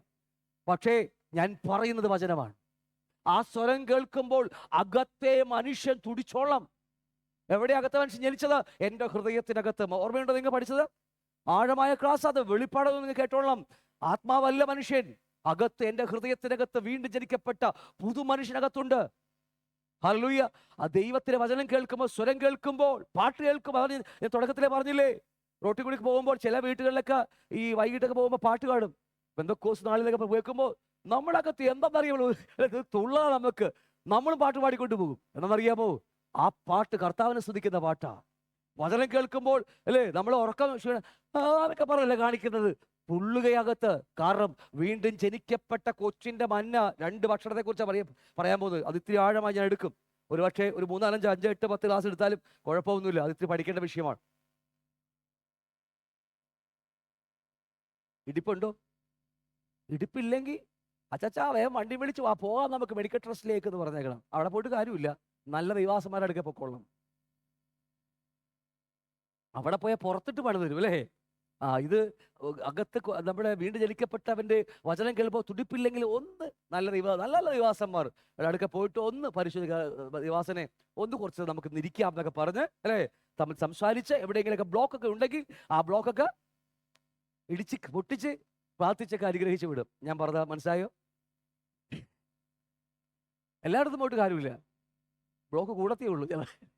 എല്ലായിടത്തും നല്ല വെളിപ്പാടുള്ള, നിത്യതയെക്കുറിച്ച് പ്രത്യാശയുള്ള, ഈ ആയുസിനെ കുറിച്ച് അല്ലെ, ഈ ആയുസ് എന്തിനു വേണ്ടിയാന്നുള്ള നല്ല വെളിപ്പാടുള്ള, ഞാൻ പറഞ്ഞുകൊണ്ട കാര്യം നിങ്ങൾ മനസ്സിലായി കാണും വിചാരിക്കുന്നു. അപ്പോൾ ഓക്കെ, 2 തരം ഭക്ഷണത്തെക്കുറിച്ചാണ് നമ്മൾ ഇനി ചിന്തിക്കാൻ പോകുന്നത്. ഒന്ന്, വീണ്ടും ജനിക്കപ്പെട്ട പുതു മനുഷ്യനും. 2, ഈ ഭൂമിയിൽ ജനിച്ച നമുക്കുമുള്ള 2 ഭക്ഷണത്തെക്കുറിച്ച്. 1-2 കാര്യങ്ങൾ വേഗത്തിൽ ചിന്തിച്ചിട്ട് മുഴുവൻ എടുക്കാനുള്ള കാശ് ഉണ്ടാവത്തില്ല നമുക്ക്. നിങ്ങൾക്ക് പറഞ്ഞ മനസ്സിലായോ? നമ്മുടെ ചിന്താവിഷയം പുതിയൊരു ടോപ്പിക് ആരംഭിക്കുക. നമ്മൾ വീണ്ടും ജനിക്കപ്പെട്ട പുതുമനുഷ്യന് 2 തരം ഭക്ഷണം ആവശ്യമാണ്. അവൻ 2 ജീവിതത്തെക്കുറിച്ച് പഠിച്ചു. ഒന്ന്, മരിക്കുന്ന ഒരു മരണമുള്ള ജീവനമുണ്ട്, അവന് ജീവിതമുണ്ട്. വാഴുവാനുള്ള ഒരു ജീവിതമുണ്ട്. മനസ്സിലായി കാണും വിചാരിക്കുന്നു അല്ലേ? 2ാമത്തെ സെക്ഷൻ എന്ന് പറയുന്നത് 2 തരം ഫുഡുണ്ട്. ഓരോരോ കാര്യം നമ്മൾ ഇനി തുടങ്ങാൻ പോവുകയാണ്, വിഷയമായിട്ട് പഠിക്കാൻ പോവുകയാണ്. 2 തരം ഫുഡുകൾ വ്യവസ്ഥ നമ്മെ കുറിച്ച് പഠിപ്പിക്കുന്നുണ്ട്. അത് പിന്നീട് ക്ലാസ്സിലേക്ക് വരാം. ഓക്കെ, ഇപ്പൊ നമുക്കറിയാലോ, ഈ ഗർഭപാത്രത്തിൽ ഇരിക്കുന്ന നിങ്ങൾക്ക് ഈ തോന്നും, ഈ പുള്ളിക്കാരെ അപ്പൊ നോക്കി എന്ത് ഈ ഗർഭപാത്രം പറഞ്ഞുകൊണ്ടിരിക്കുന്നല്ലേ? വേറെ വഴിയില്ലാത്തത് കൊണ്ടാ ഞാനിപ്പോ ഗർഭപാത്രത്തിലാണ് ഇരിക്കുന്നത്. മനസ്സിലായില്ലേ? ഞാൻ എന്താ പറഞ്ഞ അർത്ഥം മനസ്സിലായോ? സഭയാകുന്ന സ്ത്രീയുടെ ഗർഭപാത്രത്തിൽ അല്ലേ? വെളിപ്പാട് ദിവസം 12-ാം അധ്യായത്തിൽ സ്ത്രീക്ക് നോവ് കിട്ടി പ്രസവിച്ചു, വാഴുവാൾ ആൺകുട്ടിയെ പ്രസവിച്ചെന്ന് പറഞ്ഞ അതാ ഞാൻ പറഞ്ഞത്. അത് ഞാനാ, നിങ്ങളായിരിക്കും എനിക്കറിയത്തില്ല, ഞാനുണ്ട് അതിനകത്ത്. ഞാൻ പറഞ്ഞത് മനസ്സിലാവുന്നുണ്ടോ? അതുകൊണ്ട് എനിക്കത് ഇത്തിരി കാര്യമായി പഠിക്കേണ്ട വിഷയമാണ്. കാരണം എൻ്റെ വിഷയം, ഞാൻ ആ ഗർഭപാത്രത്തിൽ ഇരിക്കുകയാണ്. കാരണം എനിക്ക് ഇനി ഒരുപാട് വെറുതെ അവിടെ കിടന്നിട്ട് ഇങ്ങനെ നിന്നിട്ട് കാര്യമില്ലല്ലോ. അല്ലേ, വയറ്റിലേക്ക് ഇങ്ങനെ ഒതുങ്ങി തല കുമ്പിട്ടില്ല ഇങ്ങനെ അല്ലേ, മേലോട്ടാന്ന് തോന്നുന്നു, എനിക്കറിയത്തില്ല, അവർ പറയണം അല്ലേ. ഒരു കുഞ്ഞെങ്ങോട്ടാ കിടക്കുന്നത്? തലയൊക്കെ അല്ലേ മേലോട്ടൊക്കെ ആയിരിക്കും, പിന്നെ താഴേക്ക്. ഓക്കെ, എന്തുവാകട്ടെ. അപ്പൊ അതുപോലെ ഇരിക്കുക. പക്ഷെ ഭക്ഷണം വേണ്ട അതിന്. വായു കുടിച്ച് ഞാൻ പാഠമായി പഠിക്കും. ഹോശേയ പ്രവാചകനൊക്കെ പഠിപ്പിക്കുന്നുണ്ട്. അവർ വായു ഭക്ഷിച്ചു, കാറ്റിനെ പിന്തുടർന്നു പോയി വായുവെ ഭക്ഷിച്ചു. അപ്പൊ എല്ലാ ഗുണമുണ്ടോ? ഞാൻ ഇസ്ലാമക്കളെ കുറിച്ച് പറഞ്ഞതാ, നിങ്ങളെ കുറിച്ച് പറഞ്ഞതാ. അവിടെ പോയിട്ട് ഷവർമയും കുഴിമന്തിയെ കഴിച്ചിട്ട് വല്ല പ്രോട്ടീനോ പ്രോട്ടീൻ പിന്നെ മിനറൽസ് അല്ലേ വല്ലതുണ്ടോ അതിനകത്ത്? വൈറ്റമിൻസ്, എനിക്ക് ബാക്കി കിട്ടിയ വൈറ്റമിൻസ് മിനറൽസ് എല്ലാം ഉണ്ടോ അതിനകത്ത്? അല്പം ആഴം പിന്നീട് പഠിക്കും നമ്മൾ ഈ ഓശയ പ്രവാചകൻ എഴുതി വെച്ചതുപോലെ കാറ്റിന്റെ പുറകെ പോയി കാറ്റിനെ വലിച്ചു കയറ്റുക, എന്നിട്ട് വയറും വീർപ്പിച്ചിരിക്കുക നമ്മൾ. ഒരു പോഷകവും ഇല്ല. പിന്നെ രാവിലെ അയ്യോ എന്ന് പറഞ്ഞ് നമ്മളിങ്ങനെ പിടി. കാരണം എന്തെങ്കിലും നല്ല സ്ഥലത്ത് പോയാലേ നമുക്ക് ആരോഗ്യം ഉണ്ടാകത്തുള്ളൂ. കേൾക്കുമ്പോൾ കർത്താവ് നിന്നെ അനുഗ്രഹിക്കും. എന്ത് നേരം വെളുക്കുമ്പോൾ നീ കിടക്കും. ഒരു പ്രശ്നം വരുമ്പോൾ ഏതാ ചൂരച്ചെടി അടിയിൽ പോയി നമുക്ക് കിടക്കും. ഒരു പ്രശ്നം വരുമ്പോൾ നല്ല ആരോഗ്യം ഉണ്ടെങ്കിലേ പ്രശ്നത്തിന് മുമ്പിൽ നിൽക്കാൻ കഴിയത്തുള്ളൂ. നമുക്ക് പ്രതിസന്ധികളും പരീക്ഷകളും പ്രതിസന്ധികളൊക്കെ വരുമ്പോൾ നല്ല ആരോഗ്യം. ഞാൻ പറയുന്നത് ഈ ആരോഗ്യത്തിലെ കാര്യമല്ല പറയുന്നത്. അത് കാറ്റിനെ പിന്നീട് പഠിക്കുന്നവരെ കുറിച്ച്. അവന് കാറ്റിനെ പിന്തുടർന്നു, കാറ്റിനെ ഭക്ഷിച്ചു കളഞ്ഞവർ. കാരണം മുഴുവനും കാറ്റ് കയറിയിട്ട് എന്താ കാര്യം? അതിനകത്ത് പ്രോട്ടീനും ഇല്ല, മിനറൽസും ഇല്ല, അല്ലേ, വൈറ്റമിൻ ഒന്നുമില്ല അതിനകത്ത്. പക്ഷെ ഒരിത്തിരിയെ കഴിക്കുന്നുവെങ്കിൽ അത് എന്താ? അല്ല, ഒരു കോഴിമുട്ടയുടെ വെള്ളം, എനിക്കറിയത്തില്ല, ഞാൻ പറഞ്ഞു പോവുകയാണ്. ഒരു കോഴിമുട്ടയുടെ വെള്ള കഴിച്ച 6 ഗ്രാം പ്രോട്ടീൻ ആണെന്നാണ് പറയുന്നത്. കാടമുട്ടയെ ഓക്കെ, കാടമുട്ട, ഈ കാടമുട്ട അല്ലേ, പ്രോട്ടീൻ ഉണ്ടെന്നാണ് പറയുന്നത്. എന്തുവാകട്ടെ, അത് കഴിഞ്ഞ് അത്രയെങ്കിലും ഉണ്ട്. പക്ഷെ രാത്രി പോയിട്ട് ഷവർമയും കുഴിമന്തിയും വലിച്ചു കെട്ടി ഇന്നത്തെ പച്ചക്കറി ചെയ്യുന്നത്. അതുകൊണ്ട് എല്ലാവർക്കും ഒരുപാട് പ്രോട്ടീനും മിനറൽസൊക്കെ ഉണ്ടാവും. ഞങ്ങളിനി ഭക്ഷണം ഉണ്ടാക്കുമ്പോൾ അങ്ങനെ ഉണ്ടാക്കാൻ പോണത് ഈ ചിക്കനൊക്കെ വെറുതെ വലിച്ചു കയറ്റി അല്ലേ ബ്രദർ, അല്ലേ പക്ഷേ അല്ലേ? ഇനി മിനറൽസൊക്കെ നോക്കിയുള്ള ഫുഡ് ഞങ്ങൾ ഉണ്ടാക്കാനുള്ളത്. പൈസ ഇല്ലാത്തത് കൊണ്ടല്ല. കർത്താവ് നിങ്ങളെ സഹായിക്കട്ടെ. അപ്പം ഞാൻ പറഞ്ഞു വന്ന കാര്യങ്ങൾ, അമ്മയുടെ ഉദരത്തിലായിരിക്കുമ്പോൾ ഈ കൊച്ചിന് എവിടെ നിന്നാണ് ഭക്ഷണം കിട്ടുന്നത്? രാത്രി ആവുമ്പോൾ അമ്മയുടെ ഉള്ളിൽ നിന്ന് ചാടി വന്നിട്ട് അവിടെ പോയിട്ട് അല്ലേ ചിക്കന് പോയിട്ട് ചിക്കൻ കഴിക്കുമല്ലോ? ഒന്നുമില്ല. എങ്ങനെയാ ഭക്ഷണം കഴിക്കുന്നത്? അമ്മയിൽ നിന്ന് വലിച്ചെടുക്കുക. അതിന് ഒരു ലിങ്ക് ഉണ്ട്. അതെന്താ പറയുന്നത്? പൊക്കിൾക്കൊടി അല്ലേ? വേറെ എന്തെങ്കിലും പേരുണ്ടോ അതിന്? എനിക്കറിയില്ല. ഓംലേറ്റ് അല്ലേ? ഓംലേറ്റ് ഏതെങ്കിലും ആവട്ടെ. നോക്കിയേ, ഈ ലിങ്ക് കറക്റ്റ് അല്ലെങ്കിൽ നിങ്ങൾ പറ. കൊച്ചിന് ഭക്ഷണം വേണം അമ്മയിൽ നിന്ന്. അമ്മയുടെ വയറ്റിൽ കിടക്കുകയാ കൊച്ചിന് നല്ല മിനറൽസും ഒക്കെ വേണം. ഇത് എവിടെ നിന്ന് കിട്ടും? പണ്ട് എവിടെ വായിച്ചതാ, ന്യൂസ് പേപ്പറിൽ എവിടെ വന്നതാ. കൊച്ച് ജനിച്ചു കഴിഞ്ഞപ്പോൾ ഉണ്ടല്ലോ ഒരു രോഗം, ഇങ്ങനെയാ രോഗം വന്നത്. എന്തോ ഒരു സാധനം കൂടുതലായിട്ട് കണ്ടു. കൊച്ച് മരിക്കാൻ കിടക്കുക. അപ്പൊ എന്താന്ന് പറഞ്ഞു നോക്കിയിട്ട് കൊച്ചിന് എന്തൊക്കെ കൊടുത്തു. ജനിച്ചുള്ളൂ, ചെറിയ കൊച്ചാ. ജനിച്ചപ്പോ എന്താ കൊടുത്തതൊക്കെ അന്വേഷിച്ചപ്പോ ആർക്കൊന്നും അമ്മ പറയുന്നു ഞാൻ നല്ലതൊക്കെ കഴിക്കുന്നുള്ളൂ, നല്ല സാധനം കഴിക്കുന്നുള്ളതൊക്കെ പറഞ്ഞ് അമ്മ ഇരിക്കുന്നു, കൊച്ചിൻ്റെ അമ്മ. അപ്പൊ അവസാനം ഡോക്ടർമാർ തപ്പി കണ്ടുപിടിച്ചപ്പോ പറയാ ഈ അമ്മ ഒരു ദിവസം ഏത്തപ്പഴം കഴിക്കും. ഏത്തപ്പഴത്തിൽ എന്തോ വിഷം അടിക്കും, എന്നതാ പറയും എനിക്കറിയത്തില്ല. വിഷം ഇതൊക്കെ അടിച്ച് അങ്ങനത്തെ ഏത്തപ്പഴം കഴിക്കുന്നത്. ഏത്തപ്പഴത്തിലുണ്ടായിരുന്ന എന്തോ സാധനം എനിക്കറിയത്തില്ല, ആ സാധനം കഴിച്ച് അത് കൊച്ചിനെ ബാധിച്ചിരിക്കുന്നു. അമ്മയുടെ പാലിലൂടെയൊക്കെ എത്ര ലിങ്ക് ഉണ്ടെന്ന് ഓർത്ത് നോക്കിയേ. ഞാൻ പറഞ്ഞു വല്ല ഗ്രഹിച്ചോ നിങ്ങള്? ഹല്ലേലൂയ. എത്ര എങ്ങനെ വരുന്നറിയാം? അമ്മ കഴിക്കുന്നു, അത് ദഹിച്ച് അത് എന്താ പറയുക കഴിച്ച് അത് അമ്മയുടെ രക്തത്തിന് വരുന്നു, രക്തത്തിൽ നിന്ന് പാലിലേക്ക് വരുന്നു, പാലിന് കൊച്ചിലേക്ക് വരുന്നു. എത്ര കറങ്ങിയാ വരുന്നത്? ഞാൻ പറഞ്ഞത് മനസ്സിലാവുന്നുണ്ടോ? അങ്ങനെയെങ്കിൽ ഈ പൊക്കിൾക്കൊടി ബന്ധം എത്രമാത്രം പ്രാധാന്യം അർഹിച്ചിരിക്കും ആ കൊച്ചിന്. ചത്താൽ ഞാൻ വെള്ളത്തിൽ നിന്ന് കെട്ടിപ്പിടിച്ചിരിക്കുന്നു. കാരണം അറിയാമോ, അതിലൂടെ മാത്രമേ ഉള്ളൂ ആ കൊച്ചിന് ഭക്ഷണം എത്തുകയുള്ളൂ. അത് കാലുകൊണ്ട് ചവിട്ടിപ്പോർ മുറിച്ച് കളഞ്ഞാൽ അതിനെ ജീവൻ അത് തന്നെ നശിപ്പിക്കുന്നത്, അല്ലാതെ വേറെ ആരുമല്ല. അങ്ങനെ ചെയ്യത്തില്ല. അതൊക്കെ ദൈവത്തിൻ്റെ സൃഷ്ടിപ്പ് അല്ലേ? ഭംഗിയായിട്ട് ദൈവം ചെയ്യുന്നുണ്ട്. കാരണം നമ്മളുടെ ഉദരത്തിൽ വെച്ച് പോലും ദൈവം അറിയുന്ന ദൈവമാണെങ്കിൽ നല്ല കൈയുണ്ടാകുന്ന കണ്ണുണ്ടാക്കുക ദൈവം അറിഞ്ഞുകൊണ്ടേ നമുക്ക് ഉണ്ടാകുന്നത് അല്ലേ? അങ്ങനല്ലേ സഭാപ്രശ്നൊക്കെ പറയുന്നുണ്ട്, സദൃശവാക്യൊക്കെ പറയുന്നുണ്ട്, സംഘത്തിലൊക്കെ പറയുന്നുണ്ട്. എന്താണെങ്കിലും ഞാൻ പറയുന്ന കാര്യങ്ങൾ ഈ അമ്മയുടെ ഉദരത്തിൽ കിടക്കുമ്പോൾ ഒരു ഭക്ഷണം ഈ കൊച്ചിന്, ഞാൻ ഒന്ന് പറഞ്ഞു വിട്ട് പിന്നീട് അമ്മ എടുത്തോളാം, കൊച്ചിന് ആവശ്യമാണ്. വേണ്ടേ? അല്ലാതെ വീർപ്പിച്ച് നമ്മളെ ബലൂൺ വീർപ്പിക്കാതെ ഇങ്ങനെ വീർപ്പിച്ചിട്ടല്ല കൊച്ചു വളരുന്നത്. 9 മാസം 9 ദിവസം കൊണ്ട് വളർന്നത് അല്ല. രാവിലെ അച്ഛൻ പോയിട്ട് പമ്പ ഏറടിച്ച് കൊച്ചു വീർത്തു തന്നെയാണോ? ഒന്നും അല്ലേ? ഇത് നല്ല പ്രോട്ടീനും മിനറൽസും മായമില്ലാത്തതാകത്തില്ലെന്ന്, എന്നിട്ടും മായം ഉണ്ടായി. തമിഴ്നാട്ടിൽ നിന്ന് കൊണ്ടുവന്ന പഴം കഴിച്ചിട്ട് കണ്ടെത്തിയ അവസാനം പേപ്പറിൽ വന്നതാ, ന്യൂസ് വന്നതാ, കണ്ടെത്തിയ ആ പഴത്തിന്റെ മിസ്റ്റേക്ക്, ഏതോ ഒരു സാധനം പഴത്തിൽ കൂടുതലാ, അതിൽ നിന്ന് വന്നതാ. അപ്പൊ എത്രമാത്രം കൊണ്ട് നോക്കിയേ നിങ്ങൾ? ഹല്ലേലൂയ. അപ്പോൾ വളരെ ഇമ്പോർട്ടൻ്റ് വിഷയമാണ്. അമ്മയുടെ ഉദരത്തിൽ കിടക്കുമ്പോൾ ഈ കൊച്ചിന് ഭക്ഷണം ആവശ്യമാണ്. നമ്മൾ രണ്ട് മൂന്ന് വ്യത്യസ്തമായ രീതിയിൽ ഞാൻ ക്ലാസ് എടുത്തു പോവുകയാണ്. ഇത് മനസ്സിലായി വിചാരിക്കുന്നു. രണ്ട്, ഇന്ന് നമ്മുടെ ഭൂമിയിലായിരിക്കുമ്പോൾ നമ്മുടെ ഔട്ടർ മാൻ അല്ലേ, ആ കൊച്ചു വീണ്ടും ജനിച്ചു അല്ലേ, അകത്തെ മനുഷ്യൻ പുറത്തേക്ക് വന്നു, പുറത്തേക്ക് ഇറങ്ങി വന്നു. അവന് ഭക്ഷണം ആവശ്യമാ. എന്തൊക്കെയാ? കാറ്റ് മതി അവന് മുഴുവൻ അല്ലേ, പോത്തും പഴുതാലയും വറുത്തതും അതല്ലേ, അതൊക്കെ മതി അവന്. ഈ ഭക്ഷണമെല്ലാം അവന് ആവശ്യമാണ്. ഈ ലോകത്തിലുള്ള ഭക്ഷണം അല്ലേ, ഗ്രഹിച്ചോ ഞാൻ പറഞ്ഞത്? ഈ ലോകത്തിലെ ഭക്ഷണം ആവശ്യമായി, ഇല്ലാതെ അവന് ഒരു ദിവസം പോലും ജീവിക്കാൻ കഴിയത്തില്ല. നമ്മളൊക്കെ പെന്തക്കോസ്ത് അനുഭവിച്ച് 40 ദിവസം വരെയൊക്കെ ജീവിക്കുമായിരിക്കും അല്ലേ, ഉപവസിച്ചൊക്കെ ജീവിക്കാൻ പറ്റും. പക്ഷേ ഒരു ജാതിയായ മക്കൾക്കൊന്നും അത്രയൊന്നും ജീവിച്ചു പോകാനായിട്ട് കഴിയില്ല. അവർക്ക് ഭക്ഷണം ആവശ്യമാണ്. കാരണം നമ്മുടെ ഇവൻ അമ്മയുടെ ഉദരത്തിൽ നിന്ന് വേറൊരു ലോകത്തിലേക്ക്, ഇത് വേറെ ലോകമാണ്, ഇതിൽ നിന്ന് വേറൊരു ലോകത്തിലേക്ക് ജനിച്ചു ഇവൻ, ഇവിടെയല്ലേ ഭൂമിയിലേക്ക്. അവിടെ അവന് ഈ ടൈപ്പ് ഭക്ഷണങ്ങൾ ആവശ്യമാണ്. പിന്നീട് ആഴമായി അതിനെക്കുറിച്ച് നമ്മൾ ചിന്തിക്കും. ഹല്ലേലൂയ. അതുകൊണ്ടാണ് ഉൽപ്പത്തി പുസ്തകത്തിൽ ദൈവം മൂന്ന് വ്യത്യസ്തമായ രീതിയിലുള്ള മനുഷ്യന്റെ വളർച്ചയ്ക്ക് ആവശ്യമായ ഫലങ്ങൾ വെച്ചത്, അല്ലെങ്കിൽ ജീവൻ തരുവാനുള്ള ഫലം വെച്ചത്. ഒന്ന് ഫിസിക്കൽ ഗ്രോത്ത്, നമ്മുടെ ബോഡിയുടെ വളർച്ചയ്ക്ക് വേണ്ടി ദൈവം എന്തൊക്കെയാ വെച്ചത്? എന്നോട് പറ. നമ്മുടെ ബോഡിക്ക് വളർച്ചയ്ക്ക് വേണ്ടി ദൈവം എന്താ വെച്ചത്? നമുക്കറിയാം, ഉൽപ്പത്തി 1:29 വായിക്കുമ്പോൾ എല്ലാ വിത്തുള്ള സസ്യങ്ങളും വൃക്ഷത്തിലെ വിത്തുള്ള ഫലങ്ങളൊക്കെ വെച്ചു ദൈവം വെച്ചല്ലേ. മുന്തിരി, ഓറഞ്ച്, ആപ്പിൾ എന്തിനു വേണ്ടിയാ വെച്ചത്? നമ്മുടെ ബോഡിക്ക് വേണ്ടി. നമ്മുടെ ശരീരത്തിന് ജീവൻ വേണം, ഇത് വർക്ക് ചെയ്യണമെങ്കിൽ ഫുഡ് വേണം. ഞാൻ ഇത് പറയുന്നത്, ഞാൻ വരാൻ പോകുകയാണ്, നമ്മുടെ യഥാർത്ഥമായ ആത്മമനുഷ്യനിലേക്ക് വരാൻ പോകുകയാണ്. ഇതാൽ മനസ്സിലാകുമ്പോഴേ നിങ്ങൾക്ക് ആ ലിങ്ക് മനസ്സിലാകത്തുള്ളൂ. ഇല്ലെങ്കിൽ 5 നേരം നമ്മൾ വലിച്ചു കയറ്റും. രാവിലെ 10 ഇഡ്ഡലി, ഉച്ചക്ക് തമിഴ്നാട്ടിൽ പോയി കഴിഞ്ഞാൽ ആദ്യം സാമ്പാർ ഒഴിച്ച്, തമിഴ്നാട്ടിൽ ആരും ഇല്ലല്ലോ, ഇവിടെ ഇല്ല, കുഴപ്പമില്ല, ആദ്യം സാമ്പാർ ഒഴിച്ച് കഴിക്കും.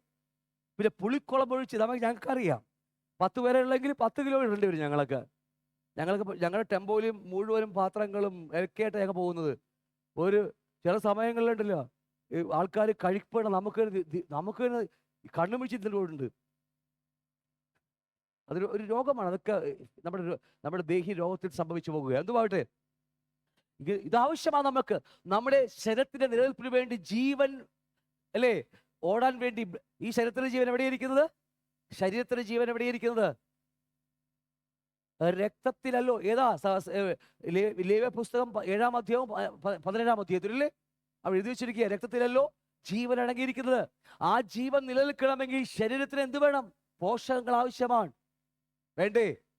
ഇല്ലാതെ നിങ്ങൾ ഒരു ദിവസം ജീവിക്കാൻ പറ്റുമോ? നിങ്ങൾക്ക് ഒരു നേരം ഫാസ്റ്റിംഗ് എടുത്ത് അപ്പം അറിയാം, ഇരിപ്പ് കാണുമ്പോൾ തന്നെ അല്ലേ, നമുക്ക് 10 വരെ കാണിക്കും നമ്മൾ. പക്ഷേ ബൈബിൾ ക്ലാസ്സിൽ വന്നില്ലെങ്കിൽ, ചർച്ചയിൽ വന്നില്ലെങ്കിൽ ഒരു കുഴപ്പമില്ല, ഒരു ക്ഷീണവും ഇല്ല നമുക്ക്.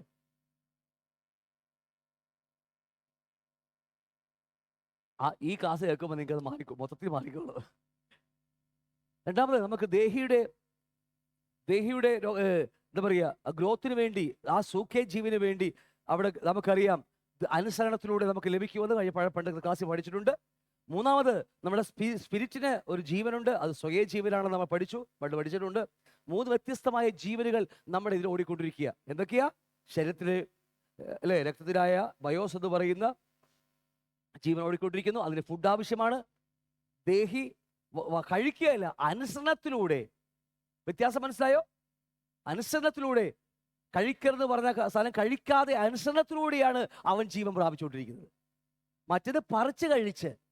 ഇനി ഉൽപ്പത്തിയിൽ ഒരു ആത്മാവിന്റെ വളർച്ചയ്ക്ക് വേണ്ടി ജീവോഷത്തിന്റെ ഫലം പറിച്ച് കഴിച്ചിട്ട് അവൻ ജീവൻ പ്രാപിക്കണം. പണ്ട് പഠിച്ചതല്ല, ജസ്റ്റ് ഓർപ്പിച്ച് മാത്രമേ ഉള്ളൂ. ദേഹിക്കയുടെ നന്മ തിന്മയുടെ വൃക്ഷത്തിന്റെ ഫലം പറിക്കാതെ അനുസരിച്ച് അല്ലേ, പറിച്ച് കഴിക്കാതെ ദൈവത്തെ അനുസരിക്കുമ്പോൾ അവന്റെ ജീവൻ വർദ്ധിച്ചുകൊണ്ടിരിക്കും. എന്ത് പോകട്ടെ, ഞാൻ ജസ്റ്റ് അറിയാൻ വേണ്ടിയാണ്. ഇനി ഞാൻ പറയാം, ശരീരത്തിന് നമ്മളിപ്പോ പറഞ്ഞതുപോലെ ശരീരത്തിന് ജീവൻ, ഇതിന് ഭക്ഷണം കൊടുത്തില്ലെങ്കിൽ എന്ത് പറ്റിപ്പോകും? നമുക്ക് സൊമാലിയിലെ പിള്ളേരെ പോലെയാകും. അങ്ങനെ ആരെങ്കിലും കൊടുത്തിരിക്കണമെന്നുണ്ടോ? നമുക്കറിയാം നമ്മുടെ ശരീരം സൂക്ഷിക്കുവാൻ. ആണോ ഇല്ലയോ? ശരീരത്തിന് ഭക്ഷണം കൊടുത്തില്ലെങ്കിൽ നിലനിൽക്കില്ല എന്നും എൻ്റെ ഗ്ലാമറൊക്കെ പോകുമെന്നും അല്ലേ, നമുക്കറിയാം. അത് കാരണം നമ്മൾ ഒരു തരം കൂടുതൽ വലിച്ചു കയറ്റി നമ്മൾ.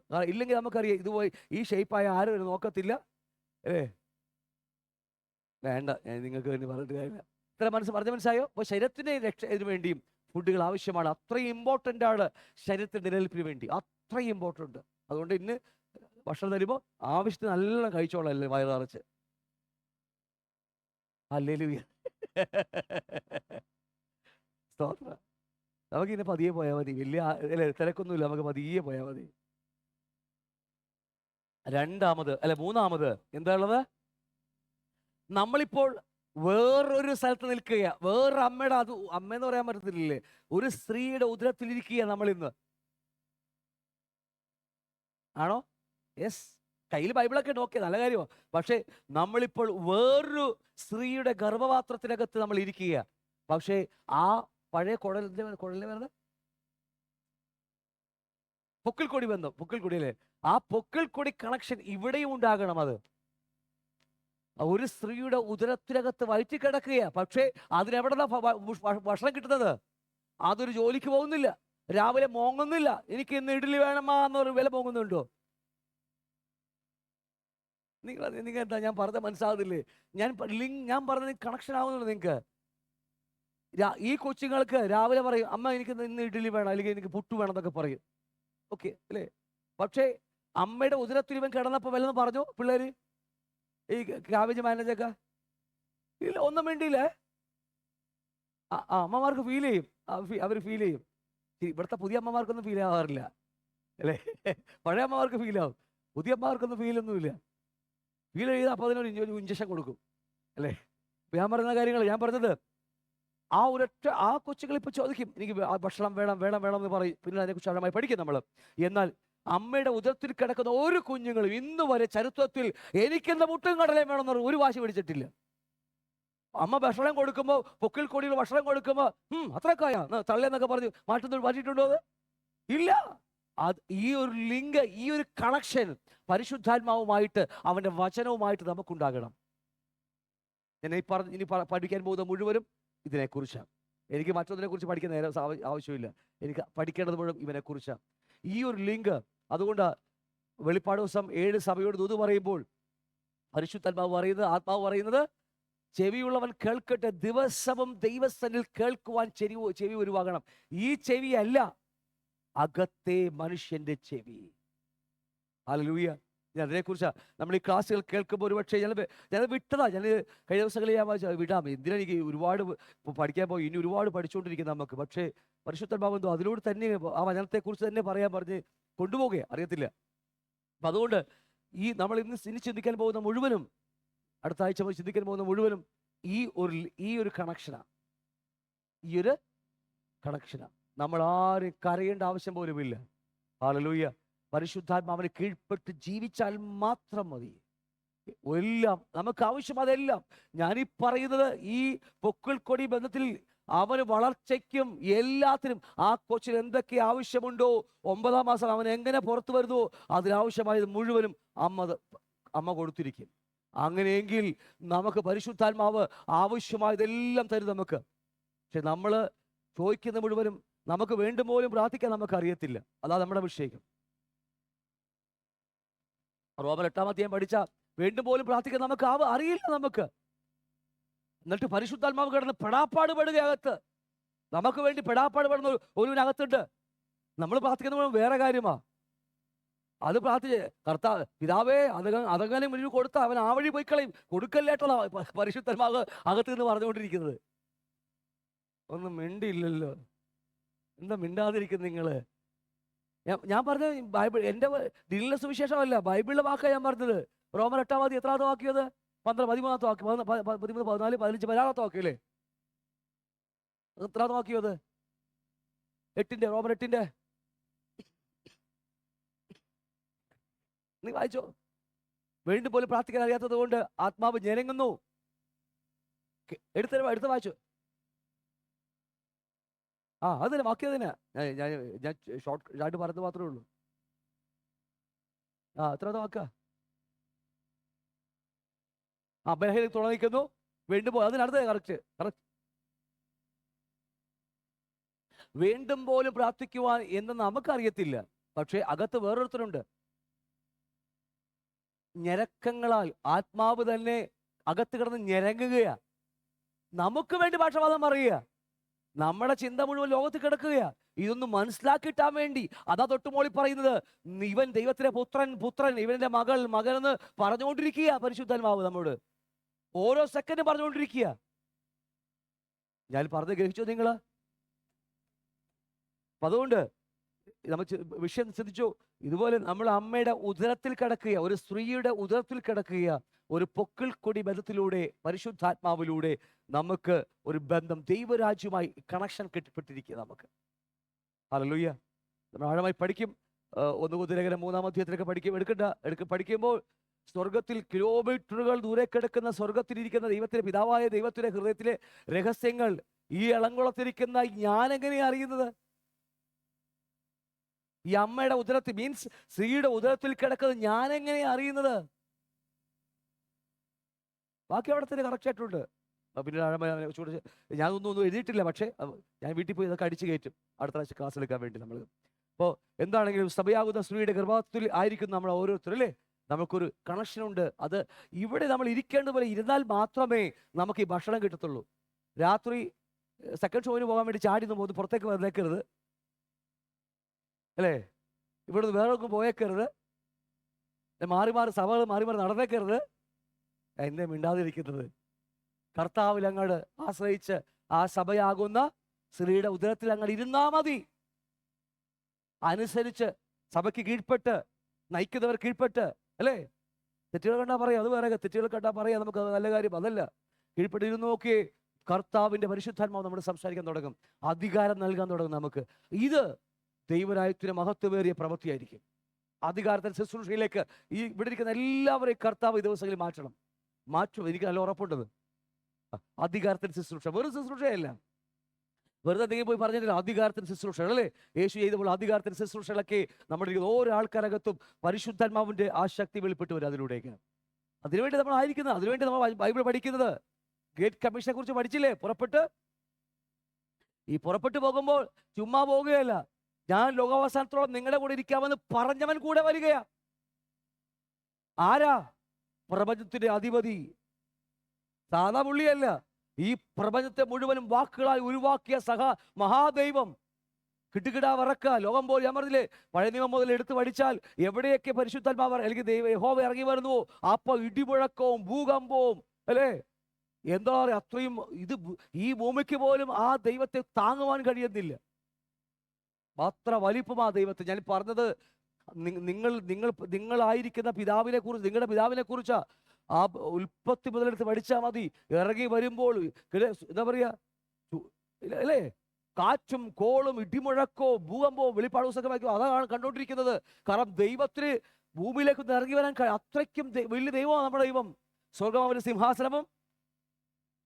സ്വർഗം പോലും ദൈവത്തിനെ കണ്ട് നിർമ്മലമല്ല. സ്വർഗം പോലും ദൈവത്തിനെ കണ്ട് നിർമ്മലമല്ലെങ്കിൽ ആ ദൈവത്തിന്റെ വിശുദ്ധി വർണ്ണിക്കാൻ പറ്റും നമുക്ക്? ആ ദൈവമാണ് എൻ്റെ നിങ്ങളുടെ പിതാവ്. അതേ ദൈവമാണ് ഈ അശുദ്ധന്റെ ഉള്ളിൽ വന്ന് വാസം ചെയ്യുന്നത്. ഈ അശുദ്ധിയുള്ള ഹൃദയത്തിനകത്ത്, എൻ്റെ ഇതിനകത്ത് ഇപ്പോഴും മാനസാന്തത്തിൽ പെട്ടുകൊണ്ടിരിക്കുന്നല്ലേ, വിശുദ്ധിക്ക് വേണ്ടി ദാഹിച്ചുകൊണ്ടിരിക്കുന്ന, അല്ലെങ്കിൽ ആഗ്രഹിച്ചുകൊണ്ട് മുന്നോട്ട് പോകുന്ന, ഈ അകത്ത് മുഴുവൻ മല്ലമായി കിടക്കുന്ന ഇതിനകത്ത് ഞെരകിക്കൂടി ഈ കർത്താവിന്റെ ആത്മാവ് ഇരിക്കുന്നുവെങ്കിൽ നോർത്താ മതി, എന്നെയും നിങ്ങളെ നിത്യത്തിക്കാൻ വേണ്ടിയാ. ഞാൻ പറഞ്ഞ അർത്ഥം മനസ്സിലാവുന്നുണ്ടോ? അതാ കിടന്ന് ഞരങ്ങുന്നത്, അകത്ത് കിടന്ന് ഞരങ്ങുന്നത് അതിനു വേണ്ടിയാ.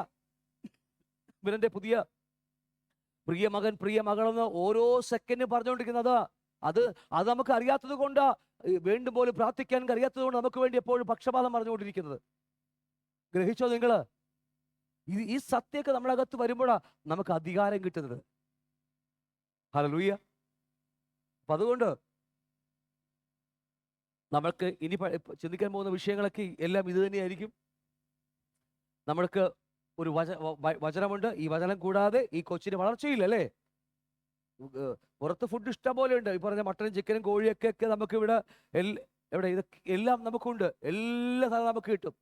ഒന്നിനും ഇവിടെ കുറവില്ല. നമുക്ക് ആഗ്രഹിച്ചാൽ മതി. അപ്പൊ തന്നെ ഹലോ സുഖിയല്ലേ എന്ന് പറഞ്ഞ്, അല്ലേ? സ്വിഗ്ഗി അല്ലേ എന്ന് പറഞ്ഞാൽ ഞങ്ങൾ സ്വിഗ്ഗി എന്നാ പറഞ്ഞത്. സ്വിഗ്ഗി എന്ന് പറഞ്ഞാൽ മതി, ഒരു 10 മിനിറ്റ് വീടിന് മുമ്പിൽ താറേന്ന് വിളിച്ചോണ്ട് വരും. ഇന്ന് വരെ ഒരാൾ പോലും, ഇടയ്ക്കൊക്കെ ആൾക്കാർ വിളിക്കുക, എന്നാലും പേര് പറയുക ഇതെന്താ ഇങ്ങനെ വചനം, എന്തുകൊണ്ട് ഇങ്ങനെ ഇതിനൊക്കെ പറഞ്ഞ് ചിലരൊക്കെ വിളിക്കാറുണ്ട്. നമ്മൾ രാത്രി 2 മണിക്കും 1 മണിക്കും വിളിക്കാറുണ്ട്. ഓക്കെ, എന്തുവാകട്ടെ, കർത്താവ് നിങ്ങളെ സഹായിക്കട്ടെ, നമുക്ക് അതിലേക്ക് ഇനി കടന്നു വരാം. അപ്പം അതുകൊണ്ട് ആ അകത്ത് ആ ദൈവമായിട്ട് ഒരു ലിങ്ക്, ഭക്ഷണത്തിന് വേണ്ടി ഒരു ആഗ്രഹം നമുക്ക് ഉണ്ടാകണം, മറന്നു പോകരുത്. അപ്പം നമ്മൾ ഇപ്പോൾ എവിടെ ഇരിക്കുന്നത്? ന്യൂ ലൈഫിനകത്തല്ല, സ്ത്രീയുടെ ഉദരത്തിനകത്ത്. എന്ന് പറഞ്ഞാൽ ഹൃദയത്തിനകത്താണ് വീണ്ടും ജനിച്ചിരിക്കുന്നത്. എല്ലാം വേർപെട്ട് കാണുമേ. പല വ്യത്യസ്ത രീതിയിൽ നമ്മൾ പഠിച്ചുകൊണ്ടിരിക്കുന്നത് അല്ലേ. വീണ്ടും ജനനം പഠിച്ചു, കൃപയാലല്ലോ വിശ്വാസം പോലെ രക്ഷിക്കപ്പെട്ടിരിക്കുന്നത് അല്ലേ. രക്ഷയെക്കുറിച്ച് എങ്ങനെയാ? അതും പറയുമ്പോൾ പാപത്തിന് രക്ഷയാ, അല്ലാതെ വീണ്ടും ജനിച്ചിട്ടില്ല. ഇതെല്ലാം കൂടിച്ചേരുകയാണ്, ഒരുമിച്ച് കൂടിച്ചേരുകയാണ്, ഒരു ബണ്ടില എല്ലാം കൂടി അല്ലേ, ഒരുമിച്ച്. സാൽവേഷൻ എന്ന് പറയുന്ന ഒരു ബണ്ടില. മാനസാന്തരമുണ്ട്, പാപബോധമുണ്ട്, അടുത്തത് മാനസാന്തരമുണ്ട്, ഏറ്റുപറച്ചിലുണ്ട്, ഒക്കെയുണ്ട്. ഇതൊക്കെ ഒരു ബണ്ടില. അതുകൊണ്ട് സാൽവേഷൻ തീരുമോ? രക്ഷ തീരുമോ? അതില് ബാപ്റ്റിസം ഉണ്ട്. അടുത്തത് ബാപ്റ്റിസം ഇൻ ഹോളി സ്പിരിറ്റ് ഉണ്ട്, ആത്മാവുള്ള സ്നാനമുണ്ട്. അതിനകത്ത് കർത്താവിന്റെ പ്രത്യക്ഷതയെങ്കിൽ എൻ്റെ ശരീരത്തിന് വീണ്ടെടുപ്പും കൂടി കഴിയുമ്പോഴേ എൻ്റെ സാൽവേഷൻ പാക്ക് അവസാനിക്കത്തുള്ളൂ. അതുകൊണ്ട് ഒറ്റയടിക്ക് തീർത്ത് കളഞ്ഞ് വീട്ടിൽ പോയേക്കരുത്. രക്ഷിക്കപ്പെട്ടു എന്ന് പറഞ്ഞ് ഇരുന്നേക്കരുത്. സാൽവേഷൻ പാക്കേജ് ഒരു പാക്കേജാ. എൻ്റെ പാപബോധം തുടങ്ങി എൻ്റെ ശരീരത്തിന്റെ വീണ്ടെടുപ്പായ ആ പുത്രത്വം വരെ നീണ്ടു കിടക്കുന്ന ഒരു പാക്കേജ് നമുക്ക് വന്നുകൊണ്ടിരിക്കുന്നത്. അത് സമയാസമയങ്ങളിൽ. ഇപ്പോൾ 1-ാം ക്ലാസ്സിലെ കുട്ടിക്കുള്ള ഭക്ഷണമല്ലല്ലോ നമുക്ക് കൊടുക്കുന്നതല്ലേ നമുക്ക് കിട്ടുന്നത് അല്ല. വീണ്ടും ജനിച്ച കുട്ടിന് ഒരിത്തിരി സിർലാക്ക് കൊടുത്താൽ, സിർലാക്കല്ലേ, ഒരു സ്പൂൺ കൊടുത്താൽ മതി. നമുക്കൊരു സ്പൂൺ തന്നാൽ ഇപ്പം ഞാൻ പറയാ, ഇച്ചിരി ഒരു പൊറോട്ട ഇച്ചിരി കരുതുന്നത് നിങ്ങൾ ഇങ്ങനെ നോക്കൂലേ. ഞാൻ കുഞ്ഞാവെന്ന് വെച്ചു നിങ്ങൾ. അപ്പം നമുക്ക് അതല്ലേ, ഞാൻ തമാശ പറഞ്ഞ പിന്നീട് പഠിക്കാൻ പോകുക. ഇന്നിപ്പോൾ അത് സമയം കഴിഞ്ഞുകൊണ്ടാ. ഞാൻ പറയട്ടെ, ഇനി പഠിക്കാൻ പോകുന്ന വിഷയങ്ങൾ ഇത്തിരി ആഴത്തിലേക്ക് ഞാൻ ചോദിക്കട്ടെ. നിങ്ങളുടെ മകന് രാവിലെ അല്ലെ ഒരു 10 മണിക്ക് ഒരു 5 ഇഡ്ഡലി കഴിക്കുമെന്ന് വിചാരിച്ചു. അതിൻ്റെ സൈസാണ് അവൻ. 5 ഇഡ്ഡലി കഴിക്കുമെന്ന് വിചാരിച്ചു. അന്ന് എല്ലാ ദിവസവും സ്കൂളിൽ അവൻ 10 മണിക്ക് 11 മണിക്ക് അവൻ്റെ ലഞ്ചിൽ എന്ത് ബ്രേക്ക്, ടീ ബ്രേക്ക് ഉണ്ടാവും. 5 ഇഡ്ഡലിയും കൊണ്ട് അച്ഛൻ 5 ഇഡ്ഡലി ഒക്കെ കൊണ്ടുപോകും, രാവിലെ കൊണ്ടുപോകും. ഒരു ദിവസം അന്ന് സ്പോർട്സ് ഡേയാ. അന്ന് അവിടെ അമ്മ, ശരിക്കുള്ള അമ്മയാണ്, നമ്മുടെ ഇപ്പോഴത്തെ അമ്മമാരെ കുറിച്ചല്ല പറയുന്നത്, ശരിക്കുള്ള അമ്മയാണെങ്കിൽ അന്ന് അവൻ 5 ഇഡ്ഡലിയാണ് കൊടുക്കുന്നത്. എന്താ കൊടുക്കും? എക്സ്ട്രാ കൊടുക്കും. കാരണം അറിയാമോ, അവൻ അമിതമായ ഈ ഓട്ടം ഓടാനുള്ളതാ. സ്പോർട്സ് ഡേ ആണുള്ളത്. നമുക്കൊരു ഓട്ടം കിടക്കുക, പുറപ്പെട്ടു പോകാനുള്ള ഓട്ടം. അതിൻ്റെ മണ്ണയാണ് ഇപ്പൊ തന്നുകൊണ്ടിരിക്കുന്നത്. 5 ഇഡ്ഡലി ഒതുക്കാൻ വേണ്ടിയല്ല നീ പറഞ്ഞു തുടങ്ങിയ നമ്മള്. 5 ഇഡ്ഡലി ഒതുക്കുകയല്ല, നമുക്കൊരു ഓട്ടമുണ്ട്. ഏലിയാവിനോട് പറഞ്ഞതുപോലെ അല്ലേ, കഴിച്ച് ആരോഗ്യപ്പെട്ടിരുന്നോ, ഒരു ഓട്ടം ഓടാനുണ്ട്. അതുകൊണ്ടാ കട്ടിയായ ആഹാരങ്ങൾ വന്നുകൊണ്ടിരിക്കുന്നത്.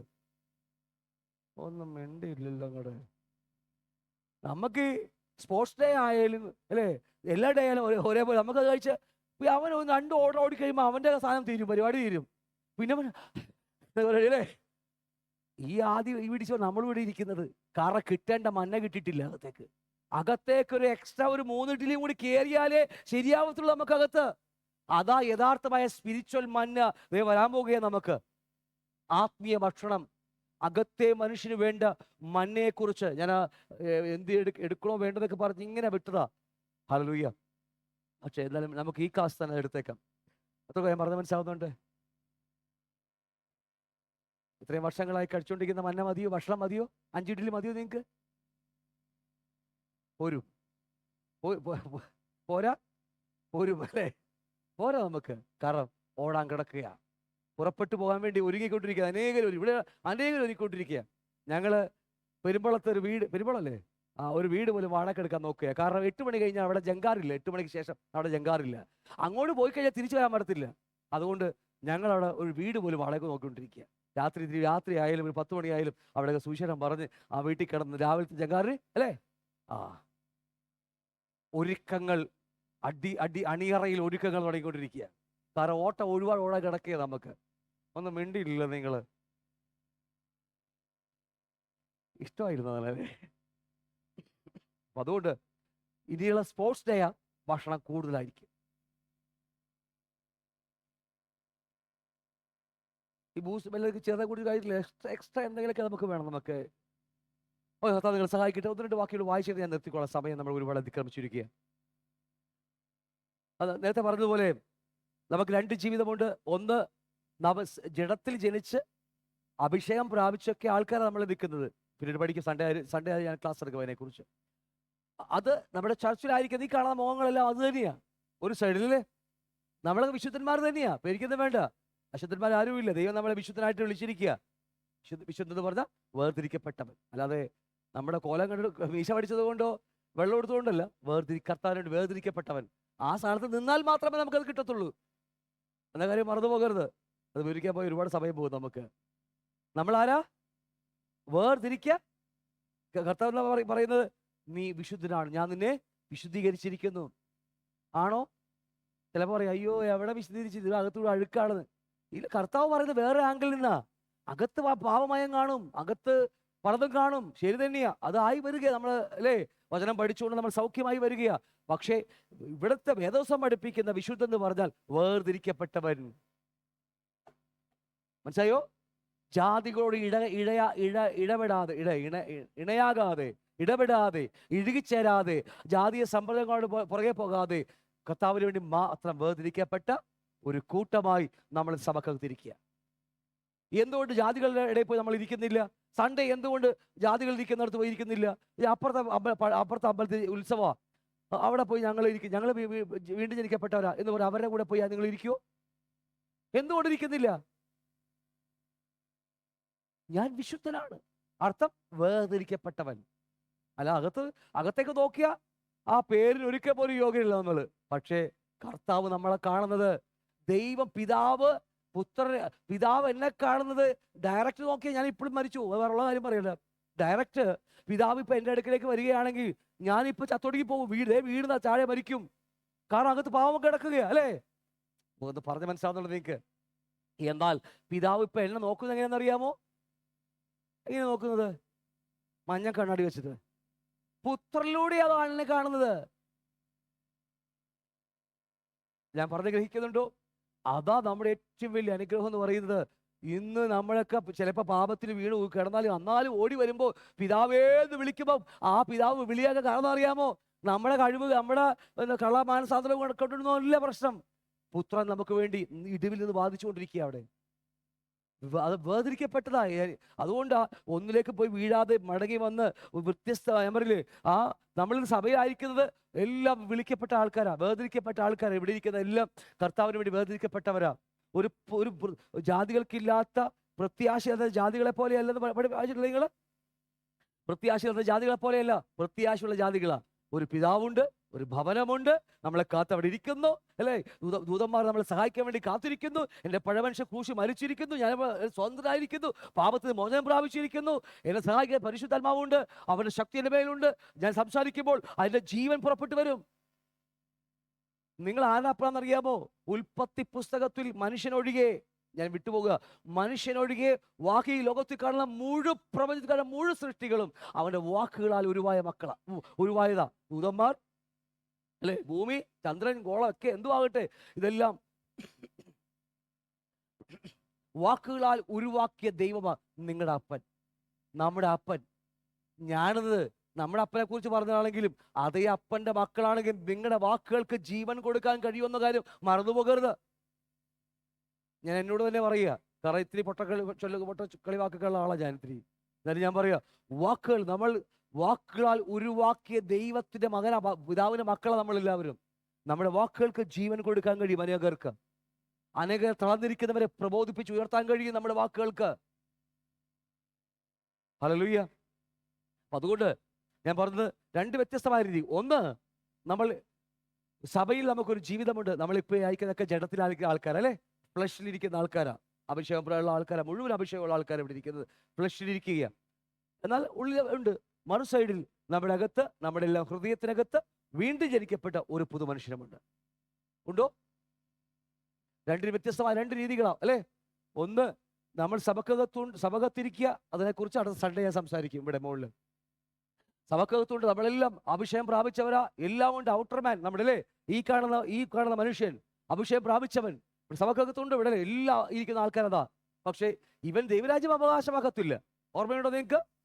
1 കൊരിന്ത്യർ ലേഖനം 15-50 വാക്യം, ജഡരക്തങ്ങൾ ദൈവരാജ്യം അവകാശമാക്കില്ല. ഈ കാണുന്ന നമ്മളെല്ലാവരും. എന്നാൽ നമ്മുടെ അകത്ത് വേറൊരുത്തനുണ്ട്, അവിടെ പുതുസൃഷ്ടി, അവനാണ് ദൈവരാജ്യം അവകാശമാക്കുന്നത്. അപ്പോൾ അതുകൊണ്ട് 2 വ്യത്യസ്തമായ രീതിയിൽ നമ്മൾ കണ്ടിട്ട് വേണം പോകണം. ഞാൻ ഇതിനെക്കുറിച്ച് സൺഡേ കൂടി ചേർത്ത് വെച്ച് ഒരുമിച്ച് വലിയ ക്ലാസ് തീരത്തില്ല. അതുകൊണ്ട് സൺഡേയൊക്കെ ചേർത്ത് വെച്ച് ദൈവം തരുന്നതുപോലെയൊക്കെ ഞാൻ കൊണ്ടുപോയിക്കോളാം. അതുകൊണ്ട് വിളിക്കപ്പെട്ടവർ അനേകരാണ് അല്ലേ? മത്തായി 22:14 വിളിക്കപ്പെട്ടവർ അനേകർ, തിരഞ്ഞെടുക്കപ്പെട്ടവരോ ഇത് ലോകത്തിൽ കണ്ടുവരുന്ന ഏറ്റവും പരിതാപകരമായ ഒരു കാര്യമാണ്. ലോകത്തിൽ എല്ലാം വിളിക്കപ്പെട്ട ആൾക്കാരാ, സഭക്കകത്ത് എല്ലാം വിളിക്കപ്പെട്ടവരാ, ഈ ഇരിക്കുന്ന മുഴുവൻ വിളിക്കപ്പെട്ടവരാ. അതുകൊണ്ടാണല്ലോ നമ്മൾ ഇവിടെ ഇരിക്കുന്നത്. പാട്ടല കയറിക്കോട്ടോ, പാട്ടല കയറിക്കോ. നോക്കിയോ, വിളിക്കപ്പെട്ടത് കൊണ്ടല്ലേ ഇവിടെ ഇരിക്കുന്നത്. പക്ഷേ ഡെലിവറി കഴിഞ്ഞിട്ടില്ല, കല്യാണം കഴിഞ്ഞിട്ടില്ല, തിരഞ്ഞെടുപ്പിലേക്ക് വന്നിട്ടില്ല. ഞാൻ പറഞ്ഞ മനസ്സിലാവുന്നുണ്ട് നിങ്ങൾക്ക്? അപ്പൊ അതുകൊണ്ട് വാക്യം 1-2 വാക്യം വേണമെങ്കിൽ വായിച്ചു പോകാമല്ലോ നമുക്ക്. ഞാൻ പറഞ്ഞു, അനേക ആൾക്കാരും ഇതുപോലെ അവിടെ നോട്ട്സ് അനേക ആൾക്കാരും വിളിക്കപ്പെട്ടവരാ, പക്ഷേ വിളിച്ചവർ അനേകരും തിരഞ്ഞെടുപ്പിലേക്ക് വരുന്നില്ല. എന്താ മിണ്ടാതിരിക്കുക? ഞാൻ പറഞ്ഞ മനസ്സിലായോ? ഇപ്പോൾ സഭയിൽ വരുന്ന എല്ലാവരും അനേകരും വിളിക്കപ്പെട്ടവരല്ലേ? ആണോ? യേസ്, വിളിക്കപ്പെട്ടവരാ സഭക്കകത്ത്. പക്ഷേ കർത്താവ് തിരഞ്ഞെടുപ്പുണ്ട്, അതിലേക്ക് അനേകരും വരുന്നില്ല. അവിടെയാണ് നമ്മുടെ ഈ ബൈബിൾ സ്റ്റഡിയുടെയും നമ്മുടെ അകത്തെ മനുഷ്യൻ്റെയൊക്കെ പ്രാധാന്യം ഇരിക്കുന്നത്. അതിന് വേണ്ടല്ലോ നമുക്കല്ലേ? അകത്തെ മനുഷ്യൻ നമുക്ക് സൺഡേ മാത്രം വന്നു പോകുക, അകത്തൊരു ജലമുണ്ടെന്നും ഈ ആയുസ് കർത്താവിന് വേണ്ടി ഒരുപാട് കാര്യം ചെയ്യാനുണ്ടെന്നും ഇവിടെ ഒരുപാട് കാര്യം നമുക്ക് ചെയ്യാനുണ്ട് ഇവിടെ.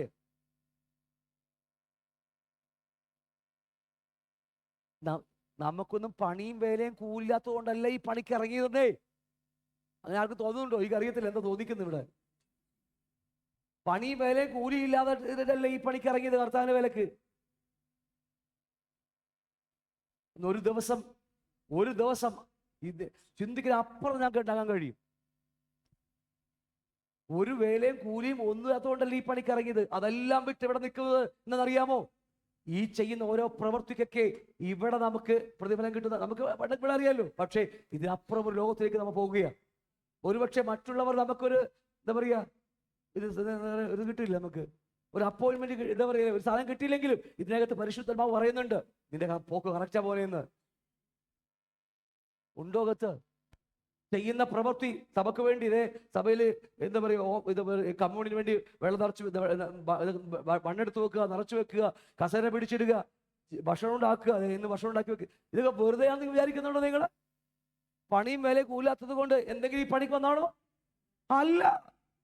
ഈ ചെയ്യുന്ന ഓരോ ചെറിയ ഒരു ഗ്ലാസ് വെള്ളം കൊടുത്താൽ പോലും പ്രതിഫലമുണ്ടെന്ന് പറഞ്ഞ കർത്താവാ ഇതിനകത്ത് പറഞ്ഞുകൊണ്ടിരിക്കുക. ഓരോ സെക്കൻഡും പരിശുദ്ധാത്മാവ് ചെയ്യുന്ന ഒരു പ്രവർത്തിക്കും നിത്യത പ്രതിഫലമുണ്ടെന്ന്. സമയം വെറുതെ ബാക്കി കിട്ടുന്ന സമയത്ത് വന്നതല്ലത്. നല്ലത് ചെയ്യാൻ സമയമിരിക്കുക. അതെല്ലാം കളഞ്ഞിട്ട് ആ നല്ല സമയം കർത്താവിന് വേണ്ടി ഉപയോഗിക്കുക. ഞാൻ പറഞ്ഞ അർത്ഥം മനസ്സിലാവുന്നുണ്ട് നിങ്ങൾക്ക്? ഹല്ലേലൂയ. കാരണം ഈ ആയുസ് ചെറിയ ആയുസേ ഉള്ളൂ, സ്വർഗത്തിലേക്ക് സമ്പാദിക്കാൻ വേണ്ടിയാ.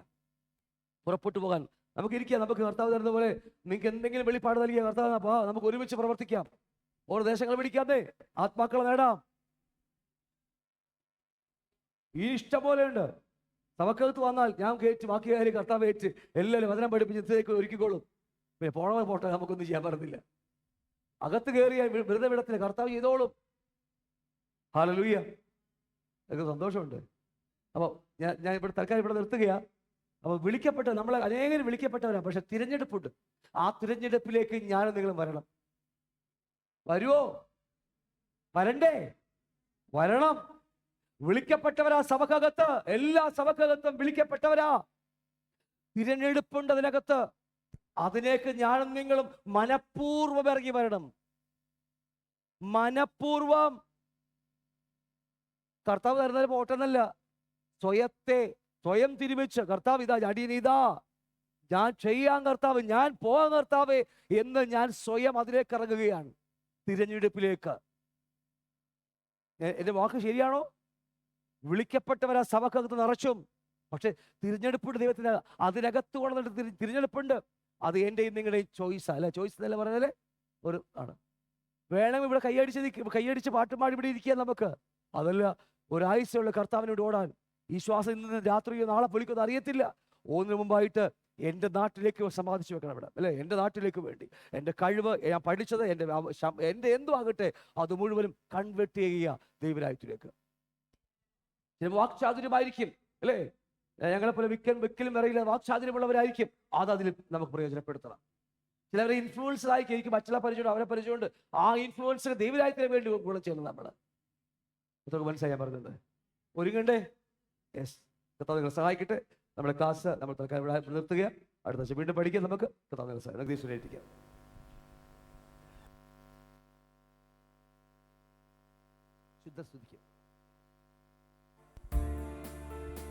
ശുദ്ധസ്തുതിക്കും വീട് ദൈവമക്കൾക്കുള്ള ആശ്രയം. ഒരു പാട്ടൊക്കെ പാടി ദൈവത്തിന് മഹത്വം കൊടുത്ത്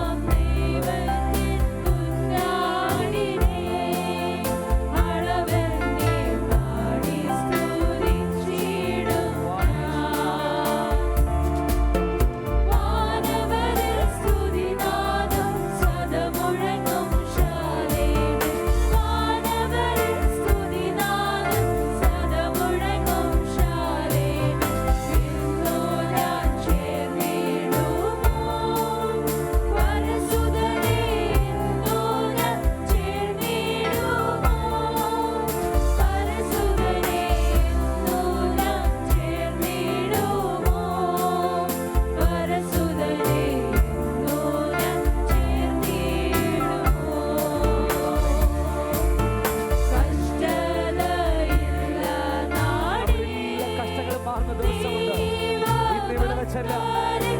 ഒരു ദിവസമുണ്ട് നമുക്ക് ഈ വിസ്മയമായ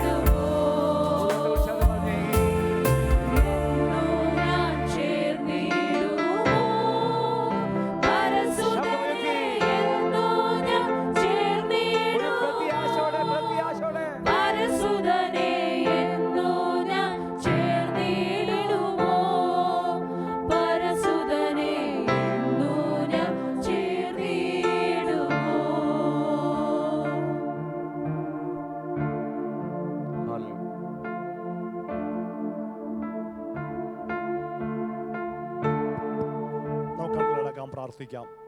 പരിശുദ്ധനായ ദൈവമേ, സ്വർഗത്തിലെ നല്ല പിതാവേ, ആമേൻ. ഇന്ന് ഞങ്ങളോട് സംസാരിച്ച കൃപക്കായി നന്ദിയോടെ ഞങ്ങൾ അങ്ങയെ സ്തുതിക്കുന്നു കർത്താവേ. കർത്താവ് എല്ലാ തികഞ്ഞ നല്ല ദാനവും തികഞ്ഞ വരങ്ങളൊക്കെയും വെളിച്ചത്തിന്റെ പിതാവായ ദൈവപിതാവിൽ ഇറങ്ങി വരുന്നത് ഞങ്ങൾ അറിയുന്നു കർത്താവേ. ആ നല്ല ദാനങ്ങളാലും തികഞ്ഞ വരങ്ങൾ ഞങ്ങൾ നിറയ്ക്കണമെന്ന് ഞങ്ങൾ പ്രാർത്ഥിക്കുന്നു കർത്താവേ. കർത്താവേ, അങ്ങയുടെ സൃഷ്ടിയായി ഞങ്ങളെ അങ്ങയുടെ ഇഷ്ടത്താൽ ആ സത്യത്തിന്റെ വചനത്താൽ ഞങ്ങളെ വീണ്ടും ജനിപ്പിച്ചതിനൊക്കെ നന്ദിയോടെ ഞങ്ങൾ അങ്ങയെ സ്തുതിക്കുന്നു കർത്താവേ. ആ വീണ്ടും ജനിച്ചിരുന്ന മനുഷ്യൻ, ആ ഉള്ളിലുള്ള മനുഷ്യൻ ശക്തിയോടെ ബലപ്പെടുവാനുള്ള കൃപ അടിയങ്ങളുടെ മേൽ പകരണമേ ഞങ്ങൾ പ്രാർത്ഥിക്കുന്നു കർത്താവേ. ആ മനുഷ്യൻ ബലപ്പെടുവാനുള്ള മന്ന അടിയങ്ങളുടെ മേൽ പകരണമേ ഞങ്ങൾ പ്രാർത്ഥിക്കുന്നു കർത്താവേ. ആ സത്യത്തിന്റെ വചനത്താൽ ഞങ്ങളെ വിശുദ്ധീകരിക്കണമെന്ന് പ്രാർത്ഥിക്കുന്നു കർത്താവേ. ആ സുവിശേഷത്തിന്റെ പ്രത്യേകതകളാതെ അടിസ്ഥാനപ്പെട്ടവരും സ്ഥിരതകളിൽ നിന്നുകൊണ്ട് അങ്ങനെ കർത്താവിന് മുമ്പിൽ നിൽക്കുവാൻ തക്കവണ്ണം ഞങ്ങളെ പ്രാപ്തന്മാരാക്കണമേ ഞങ്ങൾ പ്രാർത്ഥിക്കുന്നപ്പാ. പ്രാർത്ഥന നന്ദി, യേശു ക്രിസ്തുവിൻ നാമത്തിൽ തന്നെ, ആമേൻ. നമുക്ക് ആശീർവാദം. പിതാവായ ദൈവത്തിന്റെ സ്നേഹവും പുത്രനായ യേശു കൃപയും വഴിനടത്തുന്ന പരിശുദ്ധാത്മാവിന്റെ സംസർഗവും കൂട്ടായ്മയും എന്നും എന്നേക്കും കർത്താൻ ഓരോരെ നമ്മളെല്ലാവരും ഉണ്ടായിരിക്കുമാറാകട്ടെ. കർത്താവായ യേശു ക്രിസ്തു ഹല്ലേലൂയ പാടാം. Hallelujah, hallelujah, hallelujah. കർത്താവായ യേശുവേ, വേഗം വരണമേ. ആമേൻ.